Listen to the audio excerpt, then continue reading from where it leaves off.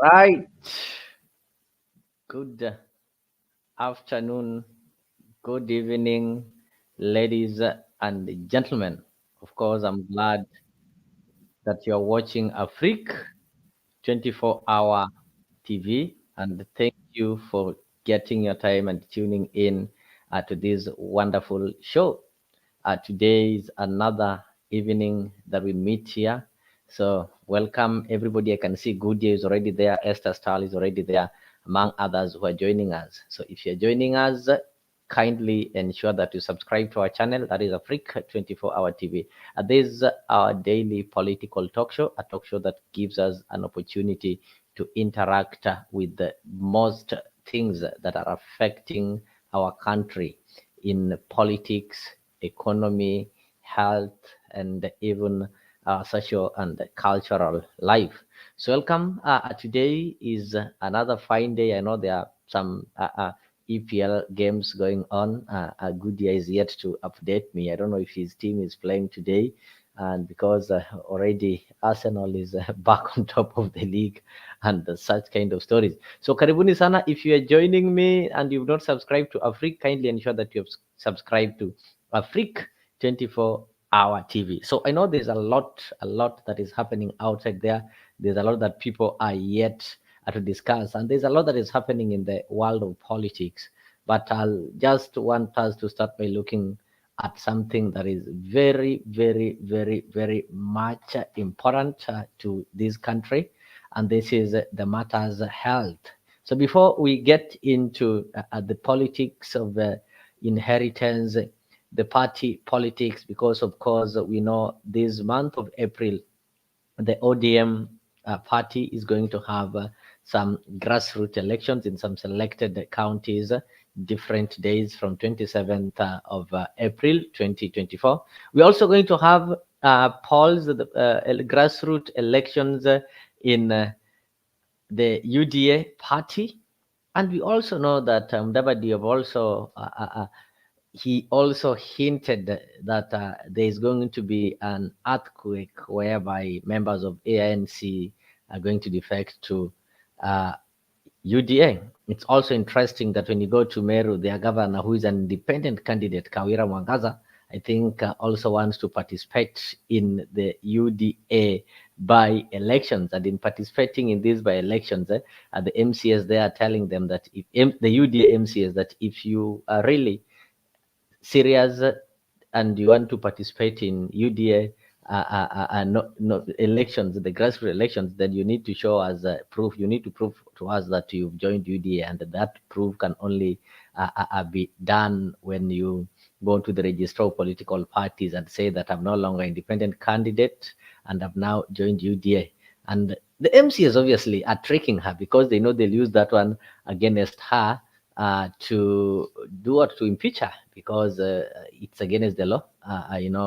Defecting from one party to another. That is why the people who are normally don't defect, but they are deemed to have defected because of their actions. But legally, they don't do the paperwork. So it's hard over there. So before we go to that politics, I can see Goodyear is telling me that Liverpool FC is having 1-1. Is it 1-1 or 2-1? Okay, Isulu, let it be. It is what it is.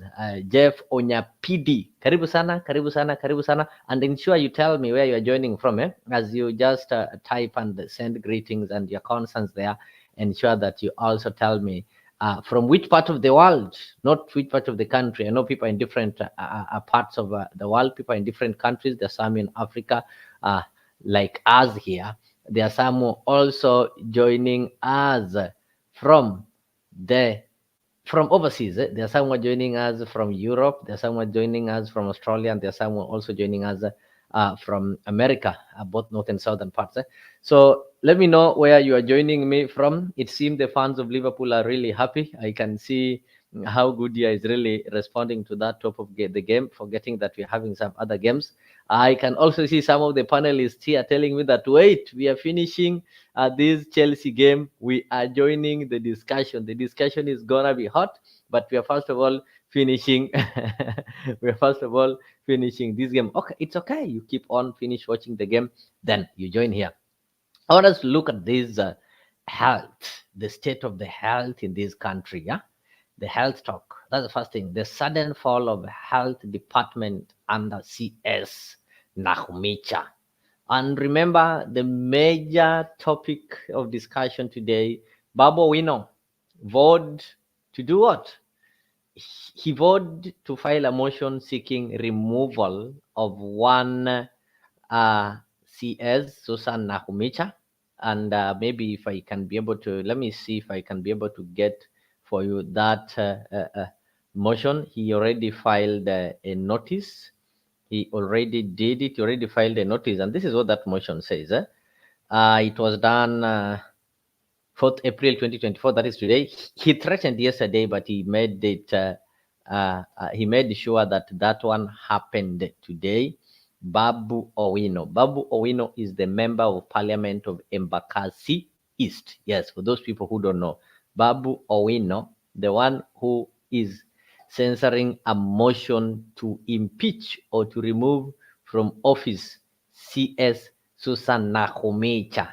That man is MP Embakasi East. He is serving his second term. He was one of the longest serving Sonu chair, if I'm not wrong. So today, April 4th, 2024, Babu Owino,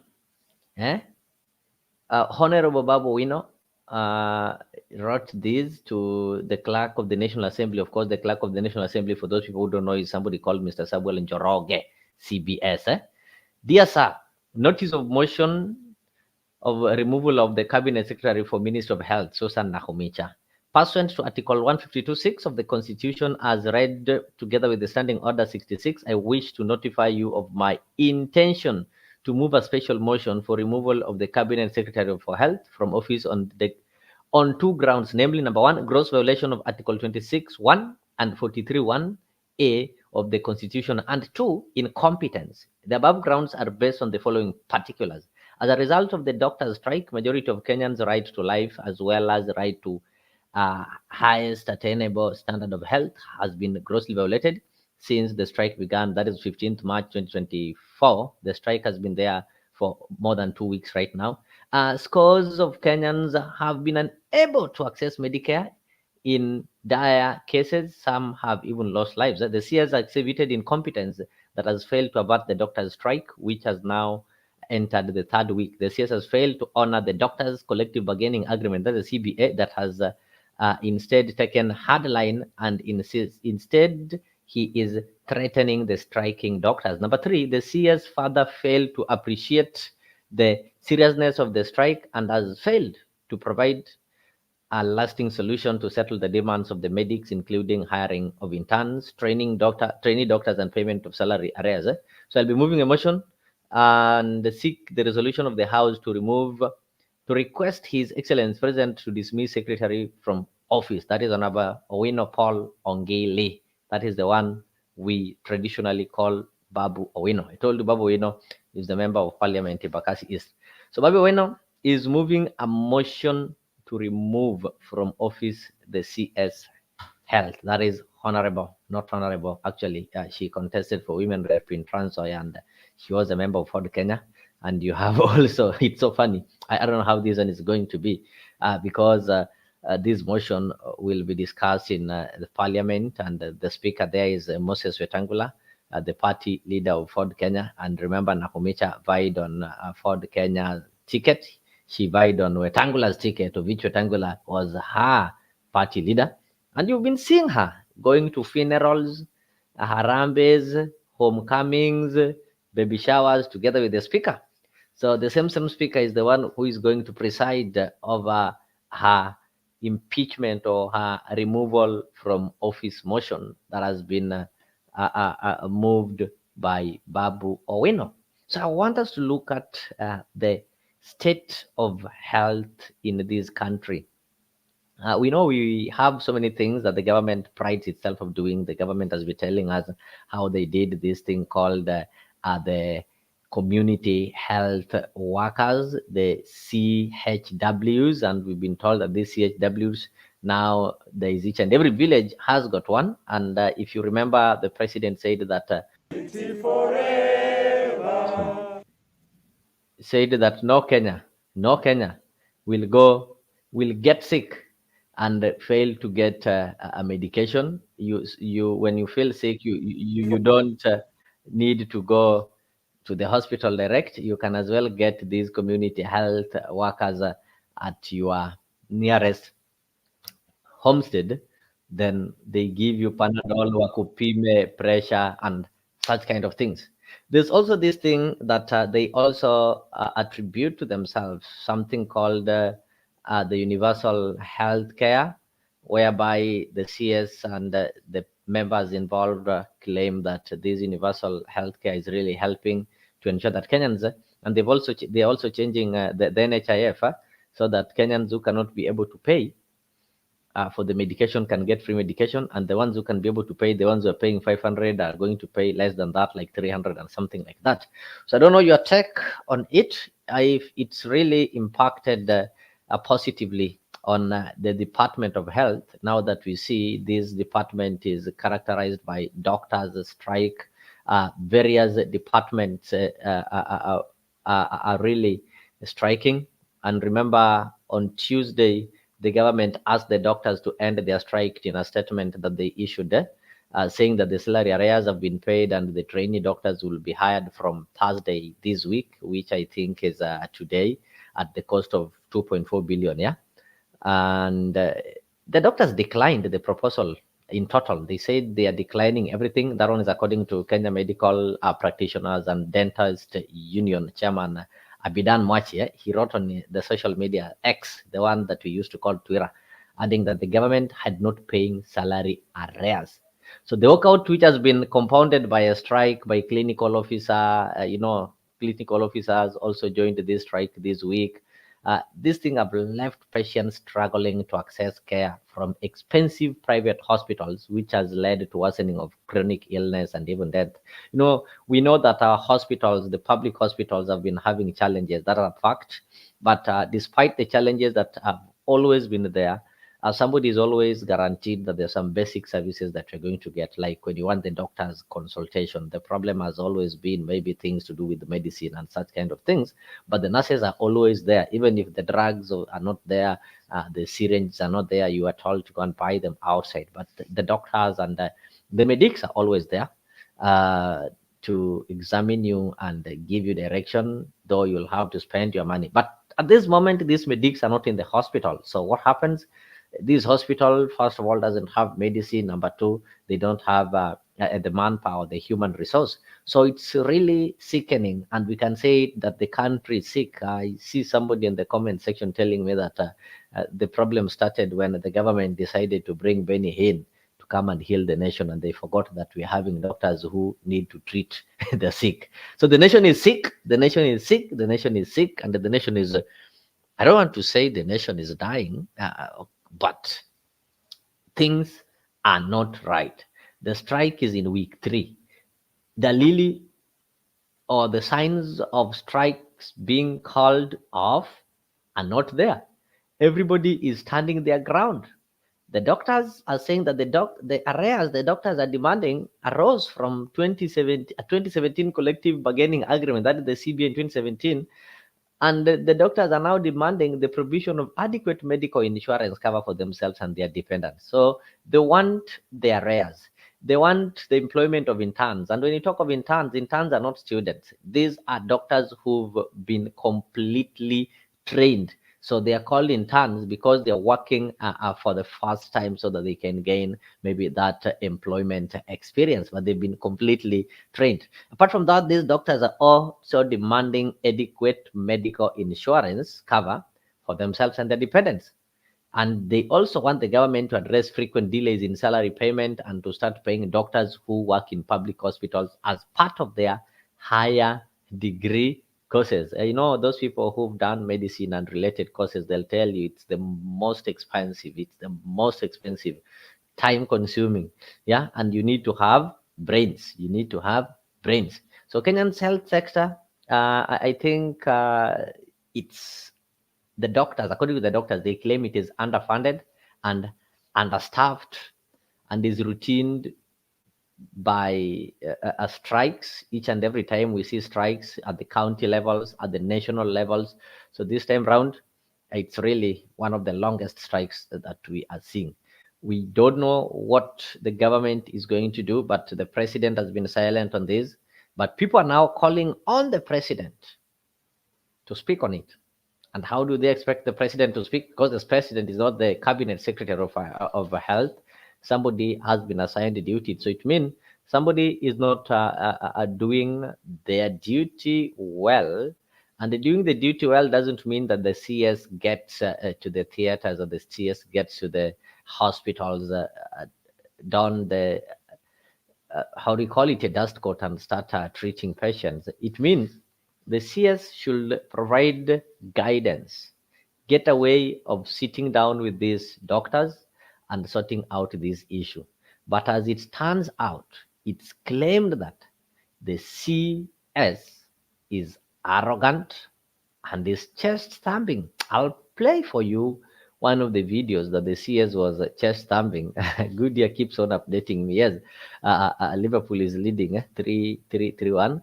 But we still have many games remaining. So let us listen to this as we proceed to our discussion. I'll just want to play for you this video. That is when Babu Owino was threatening to censor motion. Public hospital, you find people are not being attended to, doctors are on strike, and people are dying. There are emergencies on a daily basis. You see accidents on our roads. Nobody can be attended to in hospitals. We have our mothers who are expectant, who are supposed to deliver. Nobody is attending to them. We have different situations in different hospitals, and nobody is attending to them. And therefore, the situation is so bad, and we must fight this. And we as members of parliament, we are also in agreement that should the government refuse to listen to the doctors' plight, we will also join them on the mandamanos. We will be with them on the streets to ensure that they demand that which is rightfully theirs. And we want to put pressure on the government so that our people don't suffer on the ground.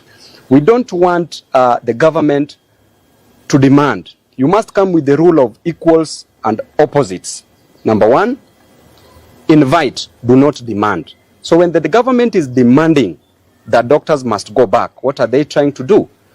And number two, when you push, we means the KMPDU, doctors and members of parliament, when you push as the government, we will push. When you pull, we will resist. When you demand, we will refuse. And when you insist, we will turn you down. We want this defunct government to move with speed. The president should not leave the country when there's a serious crisis, when people are dying. The health ministry is unhealthy. The health ministry is sick. The country is sick. And therefore, as a result of that, we have come up with an impeachment motion. We are going back on Tuesday to Parliament. And this is the letter that we've sent to the clerk of the National Assembly so far on an impeachment motion that we want to impeach the Cabinet Secretary for Health, Nakhumicha, and we want her to continue staying at the funerals where she's enjoying staying instead of meeting the doctors and doing her job. So the letter reads, notice of motion, the removal of the Cabinet Secretary for Ministry of Health, Susan Nakhumicha. Pursuant to Article 152(6) of the Constitution, as read with Standing Order 66, I wish to notify you of the intention to move a special motion for removal of the Cabinet Secretary for Health from office on two grounds, namely, number one, gross violation of Articles 26(1) and 43(1)(a) of the Constitution, which provides for the right to the highest attainable standard of health respectively, and two, incompetence. The Cabinet Secretary, the above grounds are based on the following particulars.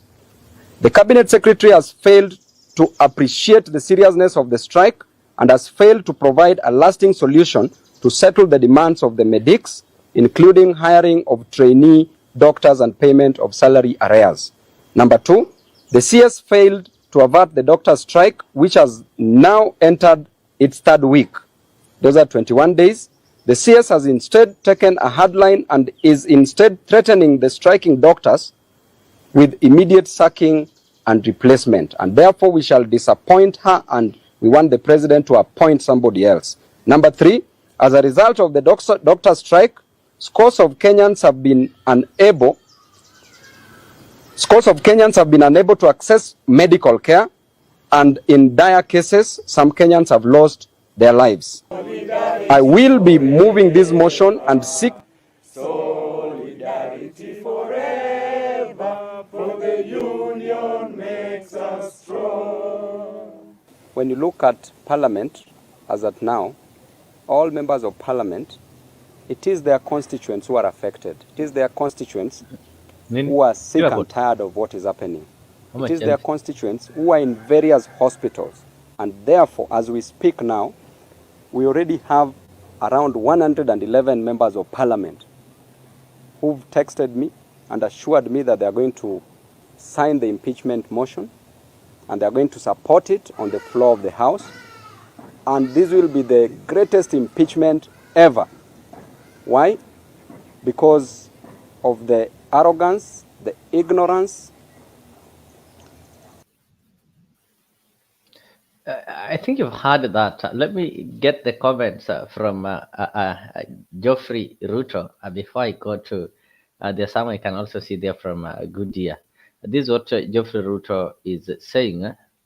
Geoffrey Ruto is saying that March 2017, Kenyan doctors held a 100-day strike, the longest ever in the country's history, but still nothing was done. What do we expect new this time? I don't know why, Geoffrey, you've decided to say that nothing was done. What do you expect? Do you try to mean that things are constant? Which is, maybe if I go ahead to try to expound on what you're saying, if I'm wrong, you'll maybe correct it. Yeah, in 2017, I remember March 2017. That time we had President Uhuru Kenyatta and the aggressive deputy William Ruto. Yeah, that was before even the 2017 elections. That was the longest strike, and nothing was happened. I think the only thing that came to change when they were having this agreement is that the minister or the person who was in charge by then was somebody who was responsible enough and would be able to call people on table and make an agreement. And that 100-day strike is the one that led to the CBA that people are now talking of right now, the collective bargaining agreement that is in discussion right now. So another thing that I also agree with you, Geoffrey Ruto, it's the same people who are in the government in 2017 who are now in government in 2024 as we are witnessing this kind of demonstrations. So what Kenyans should know is that, okay, these same people, they have the same approach. So Geoffrey is telling you that you should not expect anything new. Agudia is saying nothing should be a calling. Human life before the money. You can claw the money owed later, but you can't claw the public back when dead. So I think Goodyear, you are making some point here, and majorly that is what people have always been saying, that this is a calling. And when you go there, actually, I'm sure, despite the fact that the nurses are demonstrating, there are some, no, there are few who, before they go for strike, they attend to some patients, maybe at private levels or something like that. And most of them, I do understand, they go work in the private institutions to ensure that life is saved. So, for example, if you go to Mama Lucy Hospital and there's a strike there, they'll refer you to a private hospital where your life will be saved. So that one makes sense, but I don't know how how it works in most of the countries. These kind of people, the nurses, the people are normally are respected, and the agreements they make is valued, so that the department doesn't go down as what we've realized right now, because what is happening is really sad. I don't know if I have a clip where, okay, I'll just play you a short clip where the CS is trying to respond to the people whom she refers to critics. These are the people who are really reminding her that she needs to do something so that the nursing department can be restored. Nataka kusema I am impressed.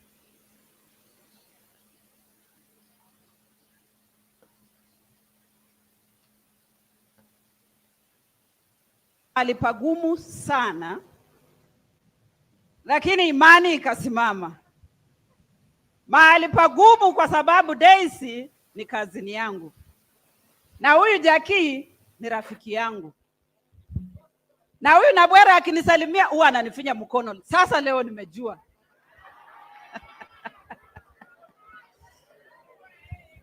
Lakini umusacha. Abasacha batacho ni bamera bario. Nesie ni umwiwa ko namanye.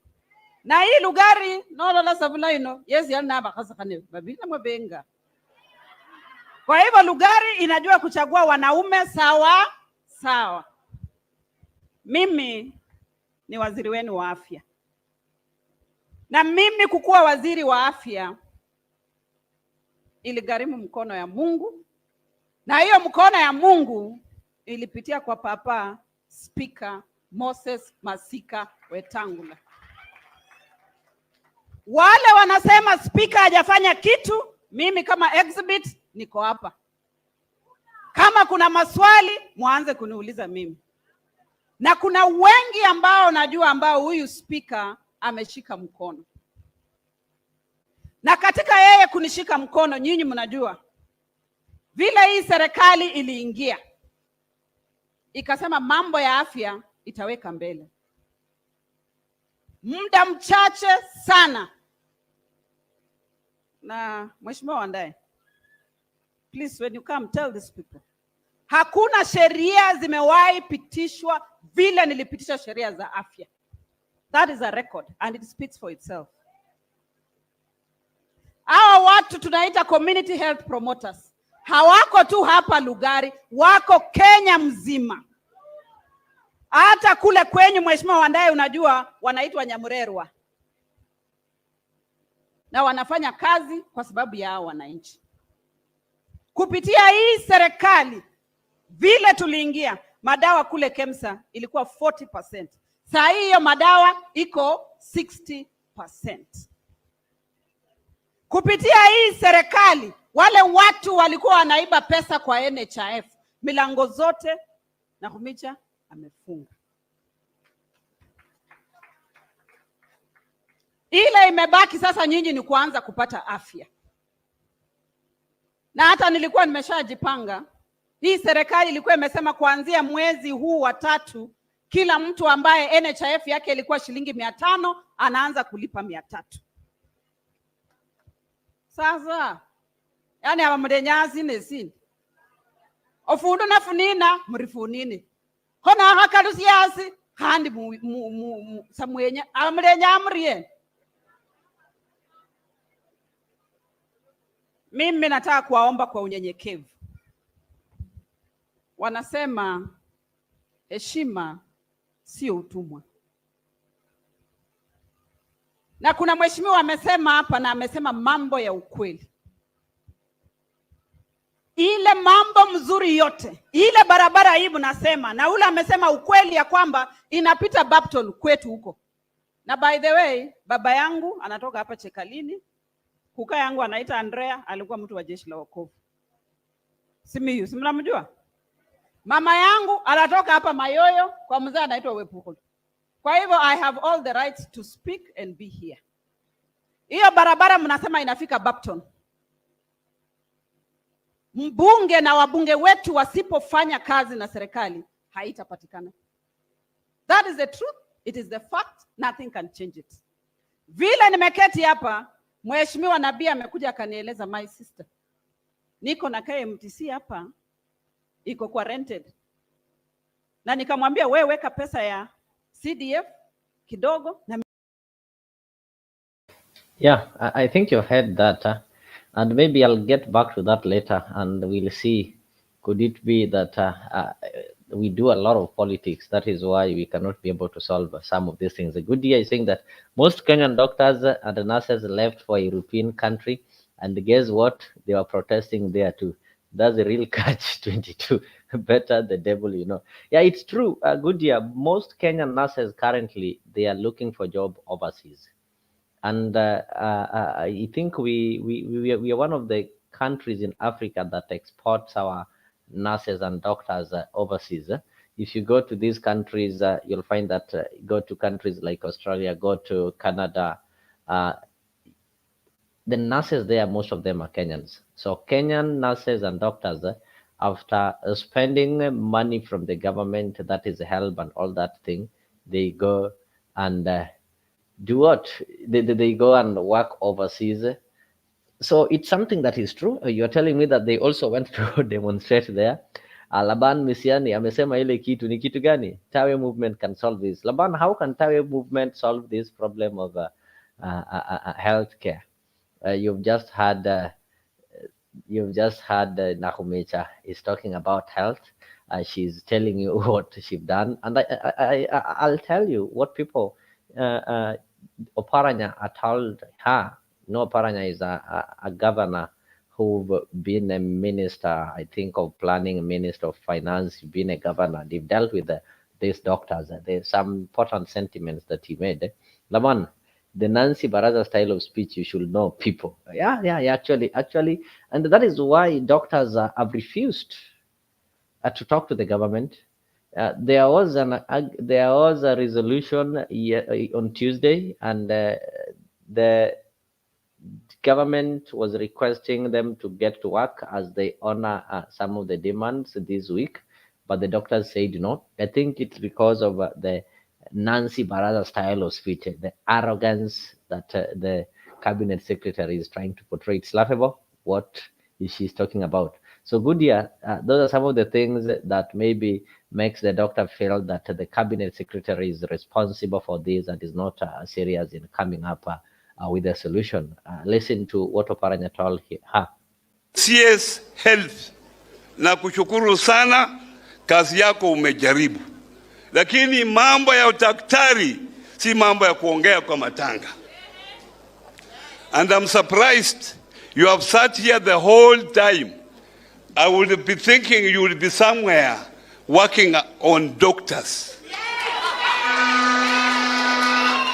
You are talking, wacha nimwambie, I have been a governor and I have dealt with the doctors. You are dealing with the chaps who had A minus. These are clever people than even yourself. I don't know what you got. These are people who has an opportunity not to go to a government hospital, but in the evening they go to a private hospital and they make their own money. So they can sustain that strike for as long as they want. Kama nurses wakimisi mshahara mbili, sasa wanatendea, wana pesa ya kutumia kwa nyumba. Lakini daktari, they will go on. They can go on for a year. So sit down, let the president get involved, because our people are... Right. That is Faranya there. I think you've heard him. He's telling Nakhumicha that, he dealt with the doctors. Doctors can sustain a strike. Geoffrey Ruto reminded us that in 2017 March, they had one of the longest strike ever since experience in this country. That is 100 days of strike. But none of them was complaining. None of them alihamishwa kwa nyumba. None of them failed to take care of their families.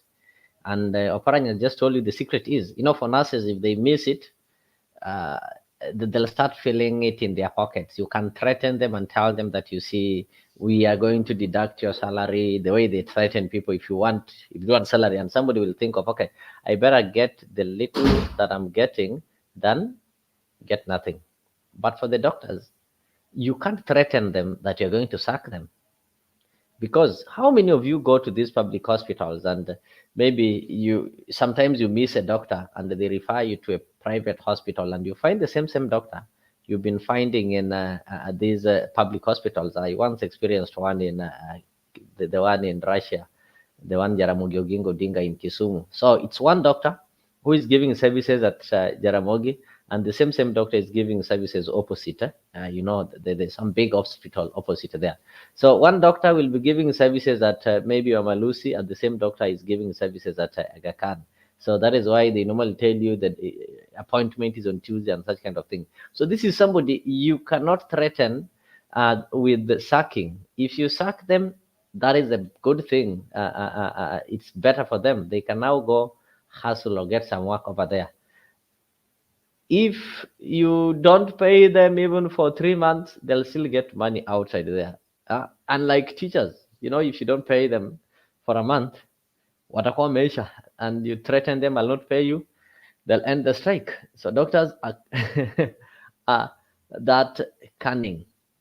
So what I'm asking, and what we need to ask as Kenyans, how do we solve this health issue?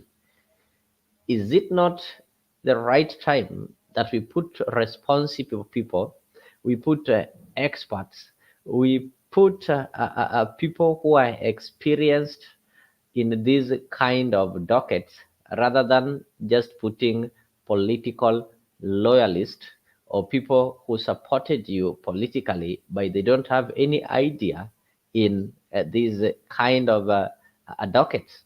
Because what is happening currently is a situation whereby somebody has been made a CS health, but this is somebody who for sure knows a little. I don't want to say knows nothing, because I know at least she knows something. This is somebody who knows little as far as the department is concerned. Somebody is asking a question. If we had Nakhumicha, if we had, somebody asking this question, if we had Susan Nakhumicha as the CS Health during Corona, si Wakenya wangekufa wote?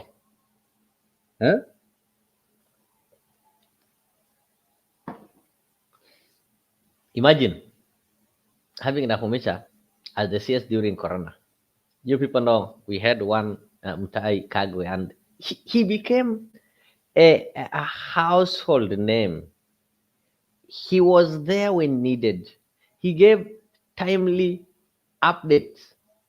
He gave directions. Despite the cancer scandal that hit the Department of Health, I think, which was not associated with the CS, the CS performed above expectations. Yes, we were informed of how Corona, the effects, we were given directions, instructions were given, and everything was so clear. So if you had Nakhumicha at that time, what do you think would have happened? Okay, there is this thing. That is why people are saying that, okay, we need to get somebody who understands that. So this one was a CS nominee, Minister of Health, Susan Nakhumicha Wafula. The first thing that she did was diploma in pharmacy. That is at Kenya Medical Training College, KMTC. Yeah? So she did diploma in pharmacy. Though the year is not indicated. Between 2005 to 2006, she did what is called diploma in health management at Kenya Institute of Management, KIM. She did health management, a course of 1 year, okay?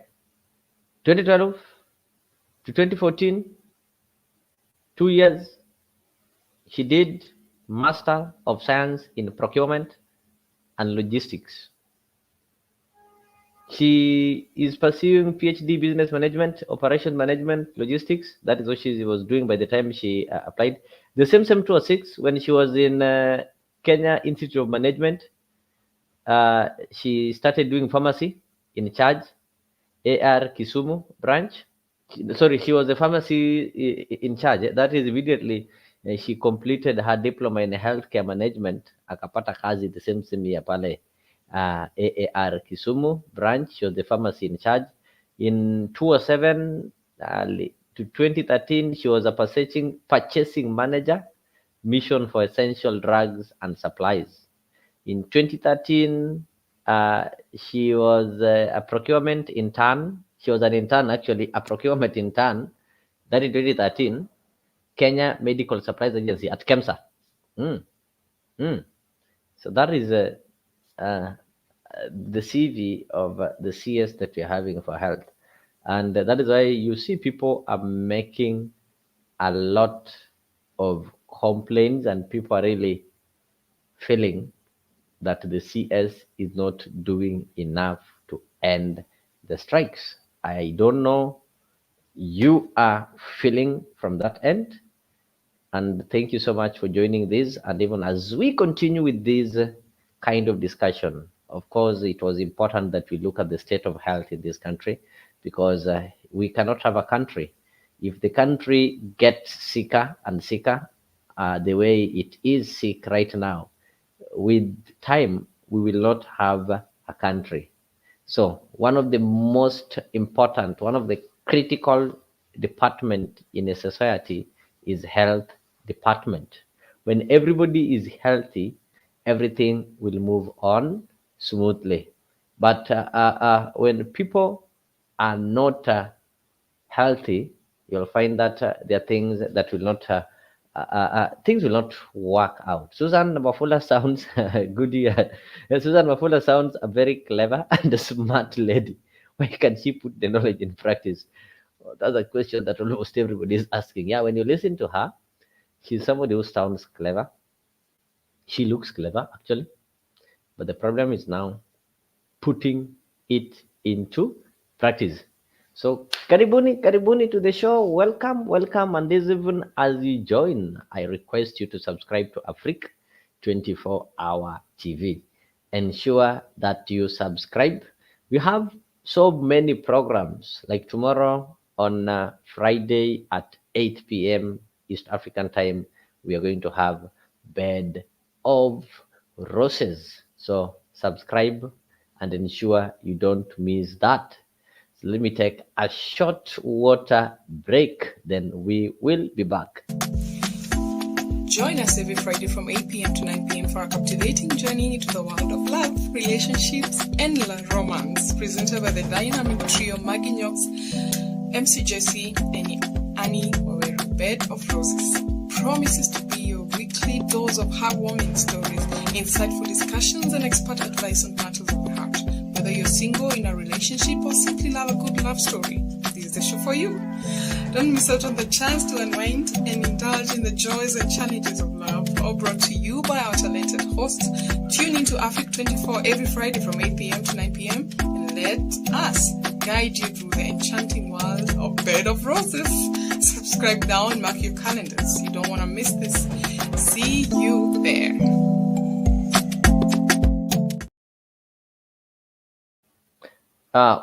As it stands now, not only the politicians or professionals, even the religious leaders are now calling for the resignation. I just want to play for you this so that maybe... Health Cabinet Secretary Susan Nakhumicha for failing to avert the ongoing human resource crisis in the health sector. We also see here that there is announced a bid by a member of the National Assembly, that is the Embakasi East Member of Parliament, Babu Owino. He's filed a notice of motion in the National Assembly seeking to impeach Health Cabinet Secretary Susan Nakhumicha. And Honorable Vance, I'll start with you on this. Yes. Should she be impeached or should she resign over this health crisis? Both. She should face both. Okay. The current government has been claiming that it wants to copy Mwai Kibaki government. And you remember in Mwai Kibaki government, you had people like Professor Ogeri, who is a PhD holder in medicine, and who was also a professor of medicine in the university, and also who had practiced medicine for some time. And then that person became a minister for health. There is one time the opposition loaned the Minister for Interior, so that because he was most qualified to Honorable Gaiseri, the late Gaiseri, God rest his soul in eternal peace. Although he was in opposition, Kenyans found him able to handle interior because the Ministry of Health and Ministry of Interior and Transport are very critical ministries in a nation.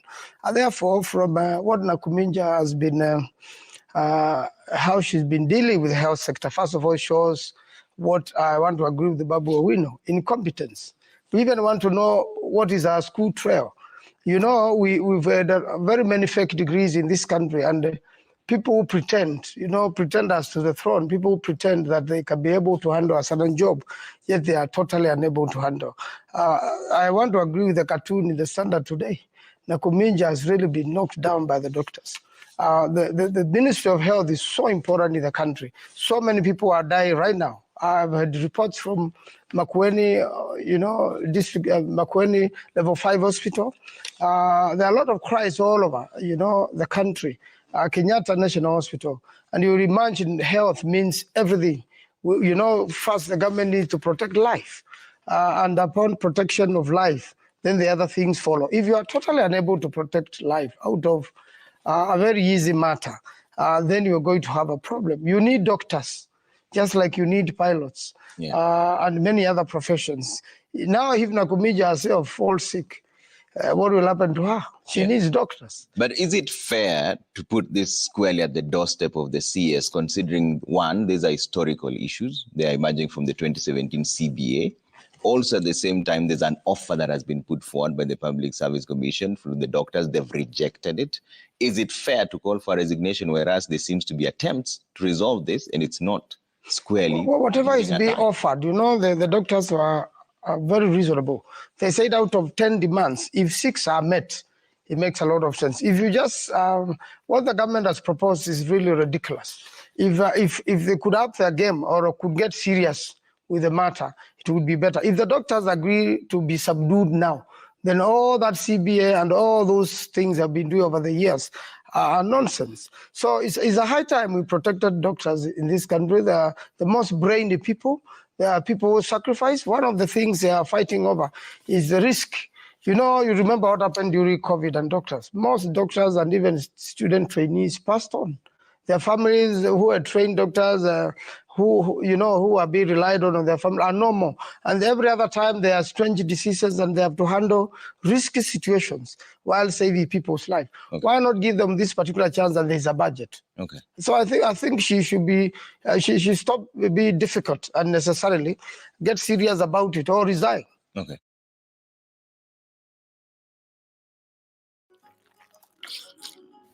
Yes, you've heard that most people are now calling for the CS to resign. They don't want to hear anything, but they just want the CS to resign before he is impeached. But I think the impeachment motion will be discussed, and the president is now going to be put into test. If the president will be wise enough, he should do the necessary, ask the lady to resign or give her some lighter duties. I remember sometimes back when we were having the previous government, there are some cabinet secretaries who would be relieved from their normal duties in the name of giving them what is called lighter duties. One of them was Anne Waiguru. That is after the NYS scandal. They had to relieve her from her duties and give her some lighter duty. So she should also receive the same because the public outcry is really loud. Goodia, I agree with you. You're saying that health is wealth. Fake degree is equivalent to no degrees at all when caught. What's this? Most ministers don't care about the public's health because they fly abroad for treatments. I think that's something that we also need to look at. Why do you think that these ministers, the cabinet secretaries, the MPs, and the people who live some high-end lives, they don't care about public health? They don't care about public health because, number one, when they're sick, they don't go to these public hospitals. There's no single day you'll find them in these public hospitals. They'll have to fly abroad for medication. If they're not flying abroad, then they will always have to go to private hospitals, which are expensive. Yeah, they will always go to private hospitals which are expensive and have good facilities, and the doctors there in private hospital, they don't strike with them. They're always there. They're there full time, and you will always find them. So do you think the right thing that should be done, we should also look at our health, whatever, how do you call it, our health policies, and we try to ban people flying away from the country to go and seek medication? Can that one really solve the problem that we're having? Whereby we make it a rule that no government official should use public money to get treatment outside the country. Because we know what happens is that whenever these MPs or these ministers fly out for treatment, their hospital bills are still paid by the taxpayers' money. You see, they are still paid by taxpayers' money. So, should the government come up with a way to ensure that no public money, no taxpayers' money is used to pay for the health bill for the MPs who feel that, okay, with us, when we are sick, we can just go get some payment. We can just go get some treatment outside this place. I just want to give you one of the response when the CS was asked about employment of interns. There is a response that she gave. I think this one will also tell you why the doctors feel that, okay, the CS is so arrogant. Listen So to we that. begin tomorrow. Our plan is that by 1st of April, each intern should be in their station. But you're doing this under the new advice. Yes. And they're saying without implementing completely the CBA, they're not going back to work. What's going to happen, Waziri? Ken, Yeah. this is an internship that we are offering. Yes. In fact, I have interns who have called me and told me, Waziri, all we need is a license to practice.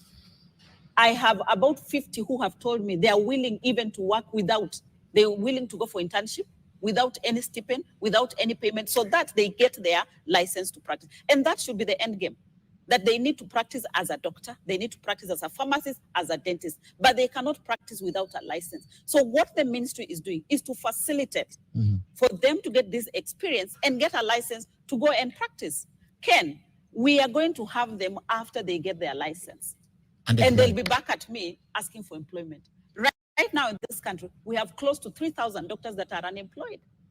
Shouldn't we be talking about And them the as well? NIPA is, there's a deficit of 38,000 doctors in this country. Yes, we have a huge deficit. I have just told you that we have a huge gap. So we should be discussing how do we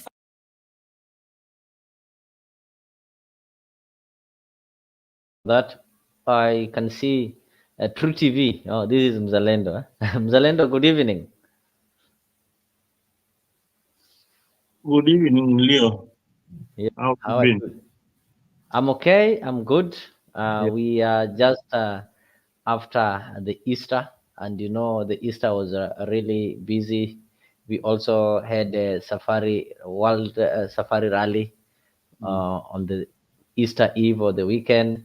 We also had some downpour of rainfall on the same Easter, meaning the ones who are in the rurals or the ones who are doing some farming, at least most of them were engaged in their farms planting.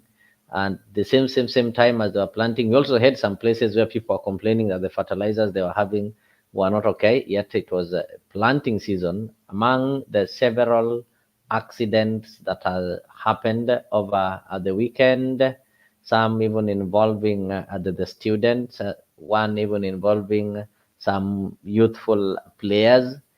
So that is what has happened over the week. The doctor strike has entered day 3. So we picked that, when you look at a society, one of the most critical department is the health department, and before we go to security and transport, because if you have a faulty health department, and maybe at any chance there's insecurity and people get some gun wounds or get some spear wounds, then their chances of losing life is high because nobody is going to take care of them. But if the health department is okay, even in case of accidents and all those things that are happening, we are rest assured that there are some lives that are going to be saved. So, welcome. You can just give your opening remarks before we look into these menace that we are having in the country. We are having several departments of health workers who are currently on strike, not the doctors, the clinical officers, yeah, and so on and so forth. So it's really hard.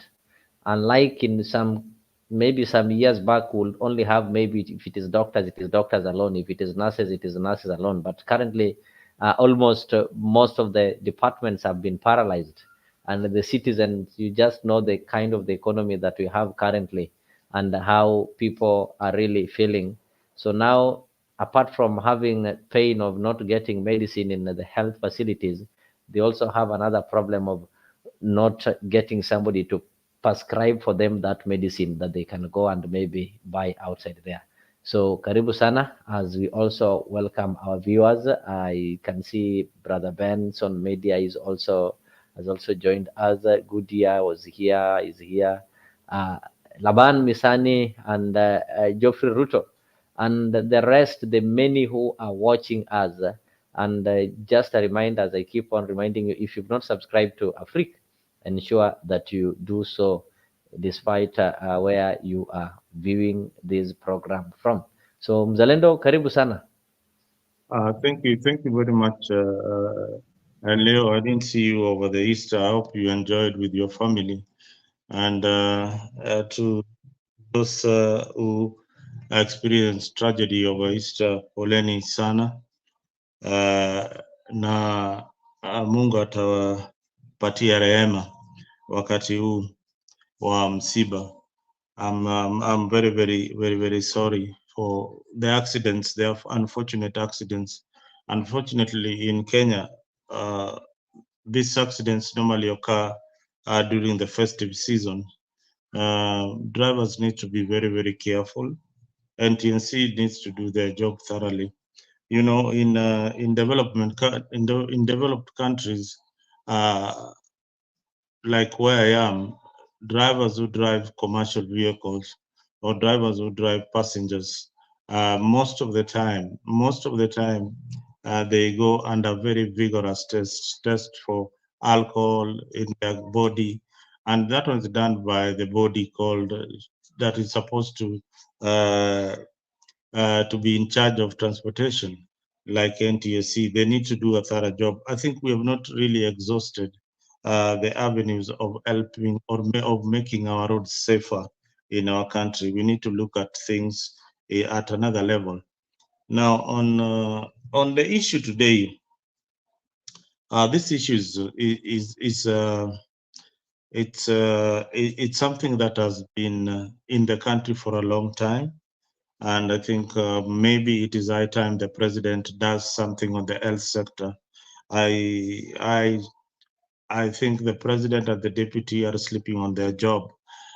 Just recently, about a day ago, I saw a crisis meeting of Luya leaders going to the DP's office to release a suspect called Chesa. That was an unfortunate incident. So if they cannot meet when we have a crisis like this and solve the issue of the health sector, then it is sad. That was a very sad moment for the UDA government. But Leo, you should bear in mind that in Kenya today, 2 doctors represents about 10,000 patients. That is way below the World Health Organization standards. At least one doctor should represent 1,000 patients. That is the standard in the world. So let us keep on reminding the necessary organs, the government officials, what they need to do right. If you go back in the village, you barely find doctors in the counties. And remember, our viewers should also know that the health sector is a devolved function. So there's a confusion, a very, very big confusion in the health sector. One, you'd want to blame the government. At the same time, you'd want to blame the county government for not doing their job. Because if they have been given money to pay their workers, then these doctors or interns should be paid. And again, Leo, let me just emphasize that most governors have not got their acts right when it comes to devolution. When we have devolved functions like health, that should be priority number one. Because if you want to be a governor for a county that is unhealthy, then it does not serve the purpose. Priority number one should be that your constituents are having good health. They're having good hospitals. Most hospitals, especially the districts hospitals in most of these counties, do not have doctors. Do not have really doctors, but they have nurses. They have nurses that are doing the doctor's job. I am lucky to be a board member in one of the NGOs that look at maternal health care. And the issues that we're dealing with are very, very interesting. You find that the people who are doing the cesarean operations are not actual doctors. They're not the doctors who are supposed to do that kind of operation. So they have left it for the nurses. And so many patients and are losing their unborn children, or some of them give birth and later on, after a few hours, the baby is dead. So this is something that is a crisis in the country. I believe that we should address it immediately, and Ruto should act as soon as possible. This is painting the government of UDA very, very, very badly. We should not run up and down looking for Raila a job, yet we have a crisis in the country. So that should be a priority number one for the UDA government. Otherwise, thank you. Thank you so much for that opening remarks. And of course, as they say, health is wealth. So we cannot claim to be building a healthy nation when we've not given health a priority. So I'm also joined by Captain and Hillary. So I'll start from my right so that they can also be able to give their opening remarks and give their comment or their feeling in the health situation that we're having currently in Kenya. So, Captain, good evening. I know it is not evening, it's morning where you are, and a long time I am happy to see you after kukula school fees na ukatorokea huko. Saa hii ungekuwa daktari, watu hawangekuwa wanagoma. Karibu sana. Aje. Unasikika? Hiyo mzuri sana bwana. Unajua mimi sina maneno mingi sana juu I just to listen what the panelists are saying. But I can tell this guy, I forget the name, that we are not running to look for a job for Raila. We are trying to reduce the job, those people who are seeking for jobs. If they were 1,000, now after Raila getting a job, it will be 99,999. So you see, the government is trying everything to make sure our people are getting jobs.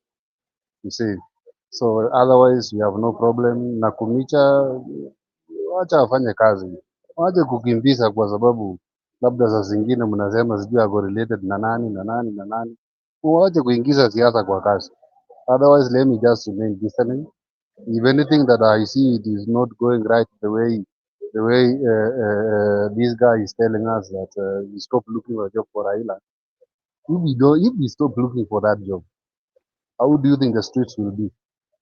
we need very clear streets, and we need to save those money that we can use for buying the tear gases and whatever, to look for a way on how we can fix the issue of fertilizer. Otherwise, let's continue. Thank you, Captain. Just keep it there.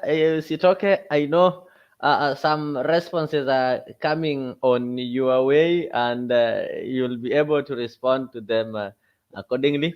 And of course, you But said that let me just a minute. yes. Maybe if I will run away, it is not my fault because I'm just waiting for something to happen. Then I'll disappear. As you can see, I want to get in. Captain, before you Yes. go away, a long Yeah. time. My name is Are you traveling back to Kenya, or where are you going to? I'm going out now. I'm going out. You cannot talk such shit in Kenya, bro. They will arrest you. I get you. No, but people talk well in Kenya. Mzalendo was asking you a question. No, that is Mzalendo. You know very well. Stop us. So these few days, you now don't know people. Huh? I get it. No. You know mzalendo amenona sijui mpaka ni kama amepigwa na nyuki huku kwa mashafu. Kumbe ni kunona. ile kama hujatusi hautasikia raha, lakini wacha nikupatie nafasi unitusi kidogo ndio usikie raha. Sasa mzalendo iko tofauti ya matusi na mchongoano. Hapo sasa ndio unaangukaga Kiswahili. Angalia huyu mtu Kip, wewe ndio unanikimbiza. Mimi nimeona lakini wewe unanikimbiza. Tafadhali wacha nikuambia, wacha mawaida kidogo tu, mandugu usaidiana. Kufika mahali nimefika ni rahisi, kutoka ni ngumu. Kaa ukijua hivyo. Naelewa sana. Oh, thank you so much. Otherwise guys, hakuna maneno, tuko pamoja. I am very happy that I see the show is still running. I've been trying nikiwa ushago, lakini sinajua leo mambo ya ushago, mara stima hakuna, bundles na wifi hotspot. CS walo hajafika huko ushago, ama alianza na wale wengine? Ni kama alianzia kule, ameanzia kule kwenu kwanza, anakuja juu sasa. Unaona, unajua hiyo booster iko pale Nandi pale juu, so inamulika chini Kisumu, so nafikiri kwenu nyinyi mko sawa. Okay, I'll ask you some questions later. Let me welcome Bwana Hillary also to give his opening remarks. Of course, I'm going to ask you how you've seen things, you know, when you're on the ground and when you're outside ground. Normally, when you people come home, you normally come and tell us that you've changed your mind. When you're away there, you used to think that Kenya is bad. Now, when you come back, you find Kenya is good and such kind of things. So, Hillary, karibu sana. I know you enjoyed your Easter, and you are also waiting for Ramadan Karim, that is next week. So karibu sana.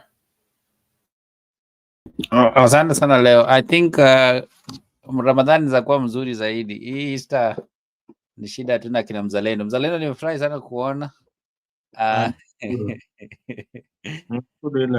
Muko salama lakini? Salama. Naona mnaongea juu afya hapa. Afya, ubora wa afya. Wewe kama mtaalamu wa afya, hebu tuelezee ni nini Kenya inaweza fanya mzuri. Kenya nafaa izikwe tukuwe na country jina ingine. Tukuwe na jina ingine ya nchi fulani. Unajua Kenya has been a good country that we have best doctors, among the best doctors in the world. Best nurses, you realize that some are even nurses, our nurses going outside here, they're doing well. So I don't know, man. I think the government is I don't know. I don't want to use bad word, but this government, those who have voted for him, like Mzalendo, we need to take them in the cage. They be there for 100 years, then we fixed Kenya, then we come back, because people are dying, man. The CS of L doesn't know what is happening. I don't know where he went to school to. I don't know. I'm just wondering, man. She need to go home as the day she was appointed. But I want to say this. It's so unfortunate that in our country, you realize one doctor is standing for 17,000 patients. That is so unfortunate. That's so unfortunate. I think according to the World Report, I think one doctor should be assessing 1,000 patients. But just imagine 17,000. I was talking to one of the doctors, said 17,000. We are going nowhere with the health issues, and the government is less concerned. You see, people are dying now in this. There's several people. If you see, if you can see how women and men are complaining, most of the many women are dying at the moment in Zalendo. Those who want to give birth, there's so many. They are really suffering, man. Children are dying. There's no any solution at the moment. This is so unfortunate. As much as there's politics, there's so many things. People are concentrating with the posts. People are concentrating of things that cannot help them, but our people are dying because of health issues. And yet we have best doctors. We have several interns, so many interns that should be given a job. Why not? We have the best nurses in Kenya. We have named them. But why these people? Why? So it shows us something that those leaders who are there, no matter who is he or who is she, to me, all of them should just be swept away and go and live somewhere, man. Because I just think that leaders should be much concerned with the life of their people. And yet when the elections comes in, they want the same people to vote for them. It is so painful, man. When you see how people are suffering, women and men are crying because there's nobody to attend to them. And yet even some have even paid the bills. Some even pay their medical, but they cannot. Some are being paying the NHIF.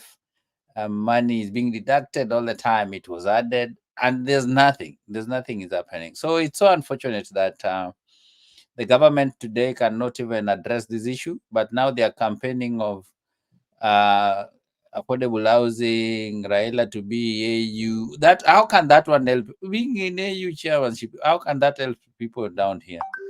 Ruto going where he's going, how can that help people down here? You know, Murkomen is going down to for roads. How these roads? So will be traveling on those roads. If people are dying, everybody's dying in those roads. You know, this is a fake government, man. This is a very fake government, and if it continues this way, I think we need to call out and we go to the road again. And if possible, we call election. Okay, that's my take. Leo, I don't want to talk much. This All right, issue all right. really Thank you. Oh, there's this issue you just mentioned. We are having deficit of doctors. We are having deficit of nurses back in the country. Yet each and every year we are training doctors and nurses, and a lot of them are graduating. And if you look at statistics, Kenya is among the African countries that is leading in exporting doctors overseas and exporting nurses. Our nurses are crowded in Australia. Our nurses are in America. Our nurses are in Canada, among other European countries. Don't you think this one is also affecting us? You know, the cost of training one doctor, actually, it's really a lot of money. And obviously, most of them use help. And once they've used this help, they don't give the services back to the country. They go and give the services outside the country. And even our MPs who fly out to go and get treatment in these foreign countries, it's obvious that they are going to find Kenyan doctors are the ones who are treating them there. So what do you think should be done? Is this one not a problem? Is this one not a brain drain to our health department? But the question you need to ask yourself, why are they running to go to the best countries? Why are they going there? Because maybe I'll throw the question back to you. Why are they running? Why don't they want to work in Kenya? The services are good outside there. They are being taken care of. They are being their pay rate is good. The way they are being treated. When they say something, government is ready to listen to, because the government is much concerned about the health of the people. In our country, is that you go to the road, you get the tear gas. That's the blessings that you can get, and yet you go to school for 7 years, and again you go for intern for 2 years. So almost 9 years, you've been just studying without nothing. So I think that's why they are being paid well. Actually, wait, let me tell you. For example, in Canada, the best paid people, Zalendo will tell you this, is the doctors and then lawyers. Those are the best people. That's the best paid. Why? Because these people, and teachers. Number 3 is teachers. Let me tell you, the teachers who teaching these small children, and these are the worst people who are being paid in our country. The best people being paid in our country is politicians. What are they doing? Actually, those people are going to the parliament 3 days. Actually, 2.5 days. And then the best people paid. That is very, very interesting. And that's why everybody wants to be a politician. Everybody wants to get their hands into the gravy train. Politicians do actually nothing. Most of them are professionals, but they stopped their working as lawyers a long, long time ago when they realized that Parliament has got more money or representing the people. People like James Orengo, have you ever seen him in court representing anybody nowadays? He stopped that a long time. He's now a governor, fully fledged. Yeah, there's a lot of money. Yeah, you are right. I hear you. So that's the problem, Leo. That's the problem. Better let them train our doctors, run away. Go and work well. Because politicians, they work 2 days in a week. Yeah. They work Tuesday and Wednesday. On Thursday, they go to the parliament half day. It doesn't even half a day, 2 hours. They are done until the following Tuesday. Just imagine for a month how those people are working how many hours or how many days. But how much are they getting? Millions. If it reached to their point, if it could have been them, now the salary could have been approved. Reaching to doctor, they don't care. Why do we vote for these people? Man, let me tell you, I want to tell you in this show today, I will never vote anybody. I will never, even if my dad be the president, I will never vote anybody. I can't even make a line to vote for it. That is nonsense, man. And then they're telling us that, oh, if you don't vote, you don't vote for your Hillary, you know, when you don't participate in voting, no, you that is not the point, Leo. The point here is about the health. I want you to get the context. But why do you vote for these people if they cannot talk about health? Why are we voting? We are voting for them to make laws to be good for our people. If they cannot do that, why do we vote? Why do you tell me that I wake up in the morning, then I vote them, then go and call your MP that you voted for? Does he take even your call today? He doesn't even know you. They don't. Wait during campaign. They come there, they give you 200 shillings. So I wake up, even at your work, you don't wake up at 5 in the morning as you go. And when the voting comes, you don't even sleep. Man, we are bewitched. Let it be like this place. There people vote. People doesn't know that even sometimes if you're not concerned, you cannot even know if people are voting. You cannot even know the politics is going on, and life is continuing because everybody is concerned with what is getting. But Kenya, man, it is. I think it is so bad. Actually, this health issue has make me look things different way because this is so bad, man. I've seen people are crying. There's no services at all in public hospitals. So if you don't have money, you die. You die with Zika, you man. Die haraka tukuzike kabisa. Asante. I get you. Thank you. Let me just pose this question to Captain. Captain, there's this issue. Wale watu umesema kama sasa umesema there are so many Kenyans who are unemployed and you've said to reduce the number of unemployed Kenyans kwa sababu the manifesto ya Jubilee ya UDA ilisema they are going to create employment. They are starting creating employment from the top. Wanaanza na kucreatea Raila Odinga employment. Most of these MPs and the government, top government officials, whenever they are sick on their families, they go for medication abroad. But when they go abroad, there's something that we people forget to understand, that they are using the taxpayers' money. As you are paying the NHIF, they also pay the NHIF. Your NHIF will take you the farthest, Mama Lucy. With them, the insurance, which obviously is not NHIF but is paid by the taxpayers, will take them to India, will take them to Germany to go and get some better treatment. Do you think that is right, or we should start by just having a policy that ensures that people get treated within the country so that we can improve our health system? Who are those people who are going to put the policy, if not the same politicians? Do you think they can put? Hmm? Now you are changing an agile to something I don't know. I was thinking it was like fertilizer, shifu. What is shifu? Hmm?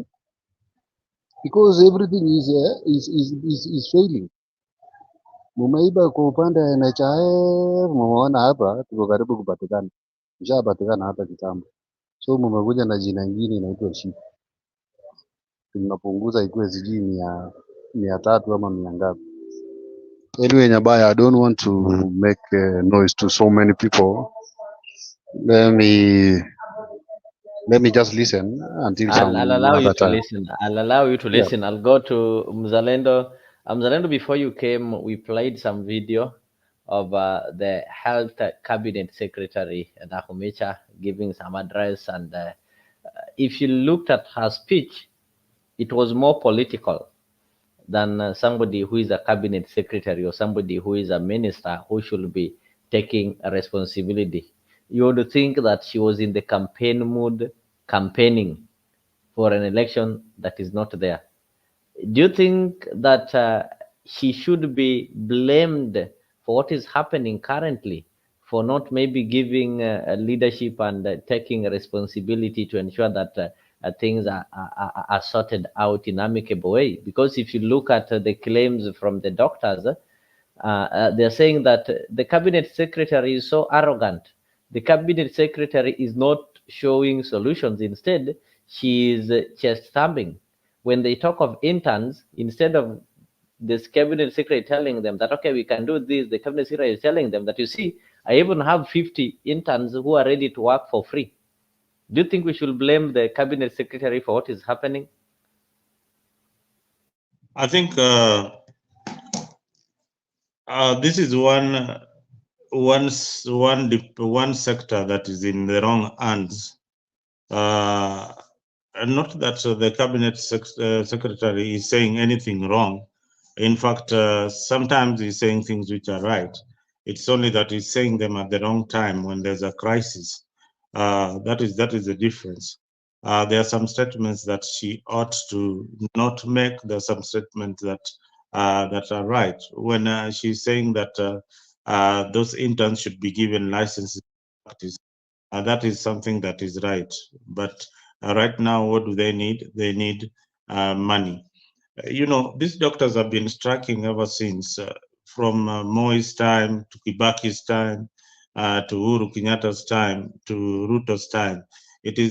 We've not got something right. What they want implemented right now is what they negotiated with the previous government. It is not what the government of William Ruto negotiated, although he was in that government. But I believe that it's not what they really agreed upon as a government. So they are having again fresh negotiations with the government. This is the problem with the Kenyan governments that come in. There are so many things that they just ought to move to the shelf and withdraw and implement. But they are going, there's a back and forth game. For instance, I can give you numerous examples. The issue of the NADCO report, they should have just gone to the Kriegler report and implemented what the Kriegler wanted after the post-election violence. They shouldn't have wasted a lot of taxpayers' money on something they know that they are not going to implement, or they're just dilly-dallying and will cost taxpayers a lot of money. On the issue of Nakhumicha, they should just go and see what the doctors agreed upon, come to the table with the government of Kenya and Treasury and the Treasury Department, the head of KRA, and see what they can collect and give the doctors, maybe in quarters or in bits, so that things can go to normalcy. Otherwise, these are very, very simple decisions, just dragging our feet when other people are suffering.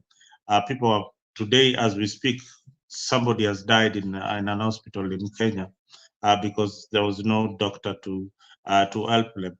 Somebody has got an injury, a trauma, a serious injury like the accident that happened, you need doctors in the hospital to give them urgent care.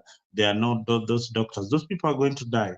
Those people are going to die. This is not an issue to play around with. This is not an issue to joke with. We should call it the way it is. It is something that should not be politicized.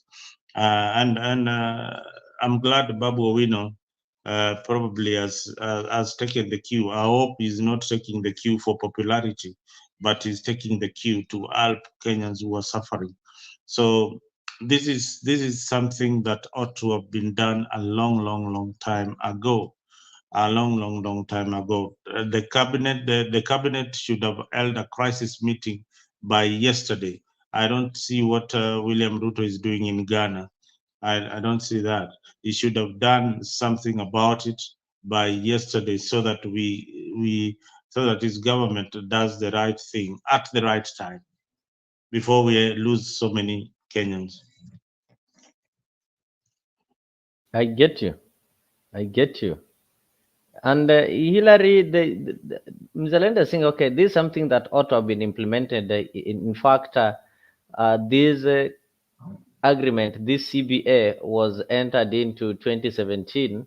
That is when we had, I think, one of the longest doctors' strike that went for 100 days in March 2017. We had not even gone to the 2017 elections. By then, William Ruto was still a powerful and aggressive and the most consulted deputy president in the country. So Uhuru had not lost ground by then. So right now, what is happening? Things are happening, and the president is the appointing authority. He's the one who appointed all this cabinet, and that is why whenever things don't go right, people will always start by blaming the president. So why do you think the president is so silent on this issue? Should he not just ask the CS to resign, or do a reshuffle, or give us some lighter duties, or he's waiting for a removal from the office motion to be tabled in parliament is when he acts? Is William Ruto so slow in acting, or there's something or some interest that he have that Kenyans don't know? Of course, the president has interest. One, the interest to appoint the PSs. So every president who appoints the PS, he has interest of those people, and he has the agreement with them. So he's playing a game here. He doesn't want to show that he appointed weaker,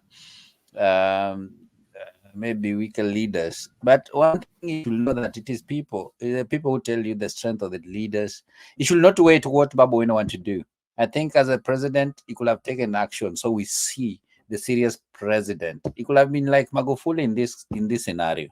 Like, you don't work, go home. This job is not there for them. And I think Zalinda said it well. When last we saw the strike of doctors in Kenya was 2017, right? That was the major one. I think that one, we have critical report that Mzalendo was talking about. I think coming with all this report doesn't help us. Every 5 years, we're coming report, and then there's no implementation. So it doesn't make sense. And actually, that's why I'm saying that wasting our time to go and voting, coming the report, which is not being implemented. In 10 years to come, we'll be talking about NADCO report. In 20 years, we'll be talking about BBI report. In 30 years, we'll be talking about critical report. In 40 years, so until when? Let people not vote. Let these people be voted by their women or husbands. In this thing, we see if they can be the MPs. Why do we vote them?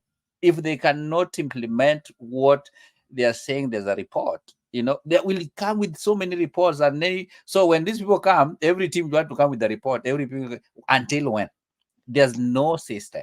So that's the problem. And that's why we are seeing even this presidential thing is just useless. People just working for their ego, their interest, and everything, to see their families to remain in power and everything. This one, I was willing to blame President Ruto 100%, that he could have not waited any longer. One, he could have called this lady to go home. Number two, he could have called doctors as a president. He took action and talk to them and see the way forward, because it is not a matter of president. He could have respected the presidency, because he will never be president forever. Some people will come after 10 years, other president will come, but the presidency should have called the doctors and talk to them and address this issue as part. He has leaders who are key. He has the deputy president. He have the Mudavadi is there. If these people, if the minister cannot do that, Mudavadi is in charge of the ministers. Why can't he call Mudavadi to take action on all these things and make sure that things are running? It is a bad presidency that Ruto is setting, and we are seeing we will make a noise. We are seeing is very. This shows us a lot of things. If you have a minister who's not working, call them off, tell them to get arrested or reshuffle them. Let us have people who can work there, who have qualified, who have interest to help our people. So I think he's playing a bad game, and this bad game to me will make many people, and mark my word, it will make many people will not vote the next time, or many people will vote against him, because we are not seeing him taking any action. People are complaining. Why must he wait Babu Owino to go to the court? That court, who is paying this cost? It is our taxes. You know, they will call the committee or the what. Why do we file all this report? This is wasting of time, and people are dying. So this thing doesn't. It should not wait the MP or anybody to go to the court or to go to the parliament to impeach the CS. I think it's so uncalled, and the president should act as soon as he can. Otherwise, to me, I see he's not doing anything to help the people. Captain, I'm seeing you touching the screen. Do you want to get in or? Kama ako kwa train.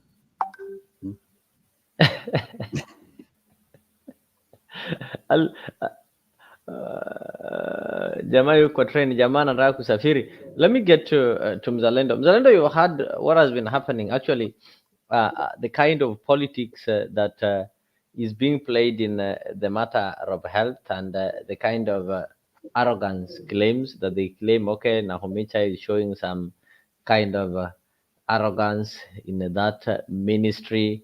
So look at the doctors. Don't you think the doctors are now asking for too much? Because on Tuesday there was a certain return to work formula that they dismissed. They distanced themselves from, and they said they are not accepting it in totality, that they want things implemented the way it is, nothing less, nothing more. You see, what are the governors doing? Perhaps, Leo, we should ask ourselves the most important question, and the elephant in the room is, what are the governors doing about the crisis in the counties? What are they really doing? By now, the Council of Governors should have held also a crisis meeting to see if the doctors are going to be in the county hospital, but they have not. They've kept quiet. They are enjoying part of this game. And do you know, Leo, why they are enjoying this circus? They're enjoying this circus because they know a lot of money will come from the county, from the national government, back to the counties to pay these workers. So they are also enjoying the circus. They are also enjoying this circus. As much as they are pretending that they need people back in the hospitals, they are enjoying the circus. What they ought to do, because I think the government maybe does not have the money to pay the doctors. Some of the devolved functions are not necessary. Some of the devolved functions are not necessary at all. That money should be channeled to the doctors. Some of these things should be completely shelved in the county government, and we give priority to the health sector. We don't need ministries like Ministry of Trade, in the county government, Ministry of Sports and Gender in the county government, Ministry of Agriculture. These are just bogus waste of taxpayers' money. Yet at national level, you expect that the Minister for Agriculture is supposed to be answerable to all the functions of agriculture in the country. When there is a drought or when there is a fertilizer crisis, then the national government is being blamed. Some of these functions should be fully devolved such that we know that the buck stops with the county government.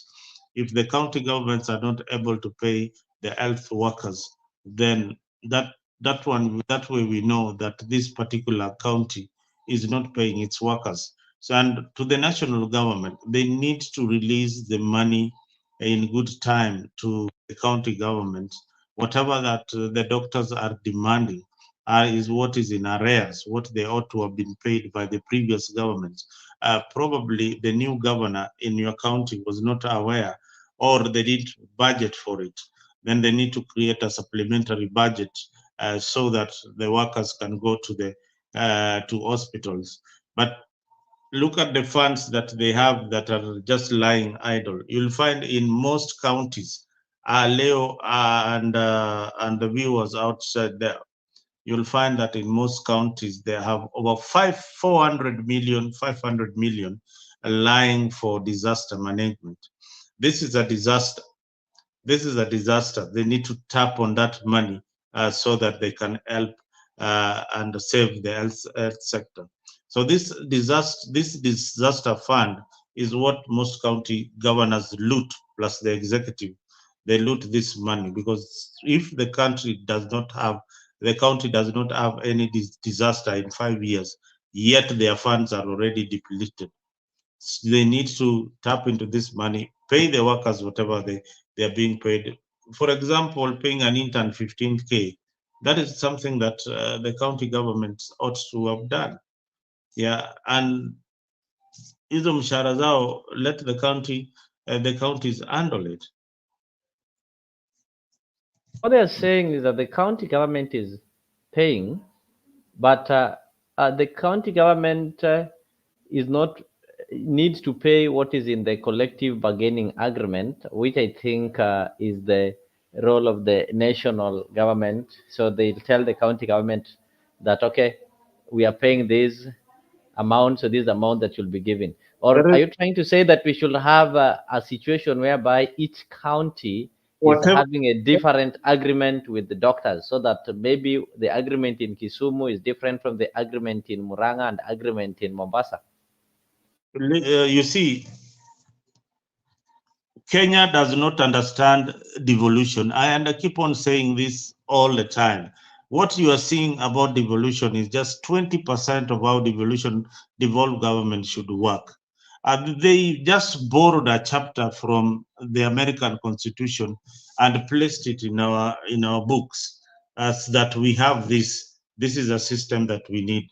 But when you go into the nitty-gritties of devolved government, even the school system should be devolved. That is the work of the county. The county of where I come from, Homa Bay, should be in charge of all the schools. All the schools. What should only come from the national government is policy, what they ought to implement. The police, the salaries that pay the police services in whatever county that is in charge of, a governor is like a president. Is a president of a small county. County government need to run like the national government. The only difference is that they borrow policy from the government. Even the laws. Look at how Kenyan governor, they don't even have their own laws. They don't even have their own laws. They should have their own laws that they have prioritized. They still use the national government laws. That is why we have the assembly. What is the work of the county assembly in all these counties? Is it to pass the budget and to build roads That is the absolute nonsense that we see in our country. They don't really understand devolution. They don't understand it. And if you tell them to elect people who understand devolution, they don't even want that. Most of these functions should be devolved in totality so that the government cannot be blamed in some certain issues. Yeah, so I really emphasize that we need to look at devolution in totality, and don't let us not give our people piecemeal services. Thank you. Think I got you. I got you well, and to our viewers, we are just trying to weigh in. This a health crisis that we're having currently. You've been able to see the stalemate that has been there between the national government, that is the State Department of Health, and the doctors and the medical practitioners union, and the strike is entering week 3 with the various health departments getting involved. And this one is threatening the health situation in the country. The entire country is so paralyzed because people cannot be able to get the basic services that they should be getting at their health facilities. It's something so serious that as a nation, we cannot just sit back, relax, and see things getting down like this. Because if we are having poor health structures or poor health system, then it's obvious that the country is failing. It's obvious that the country is failing because one of the most critical part of the country is health.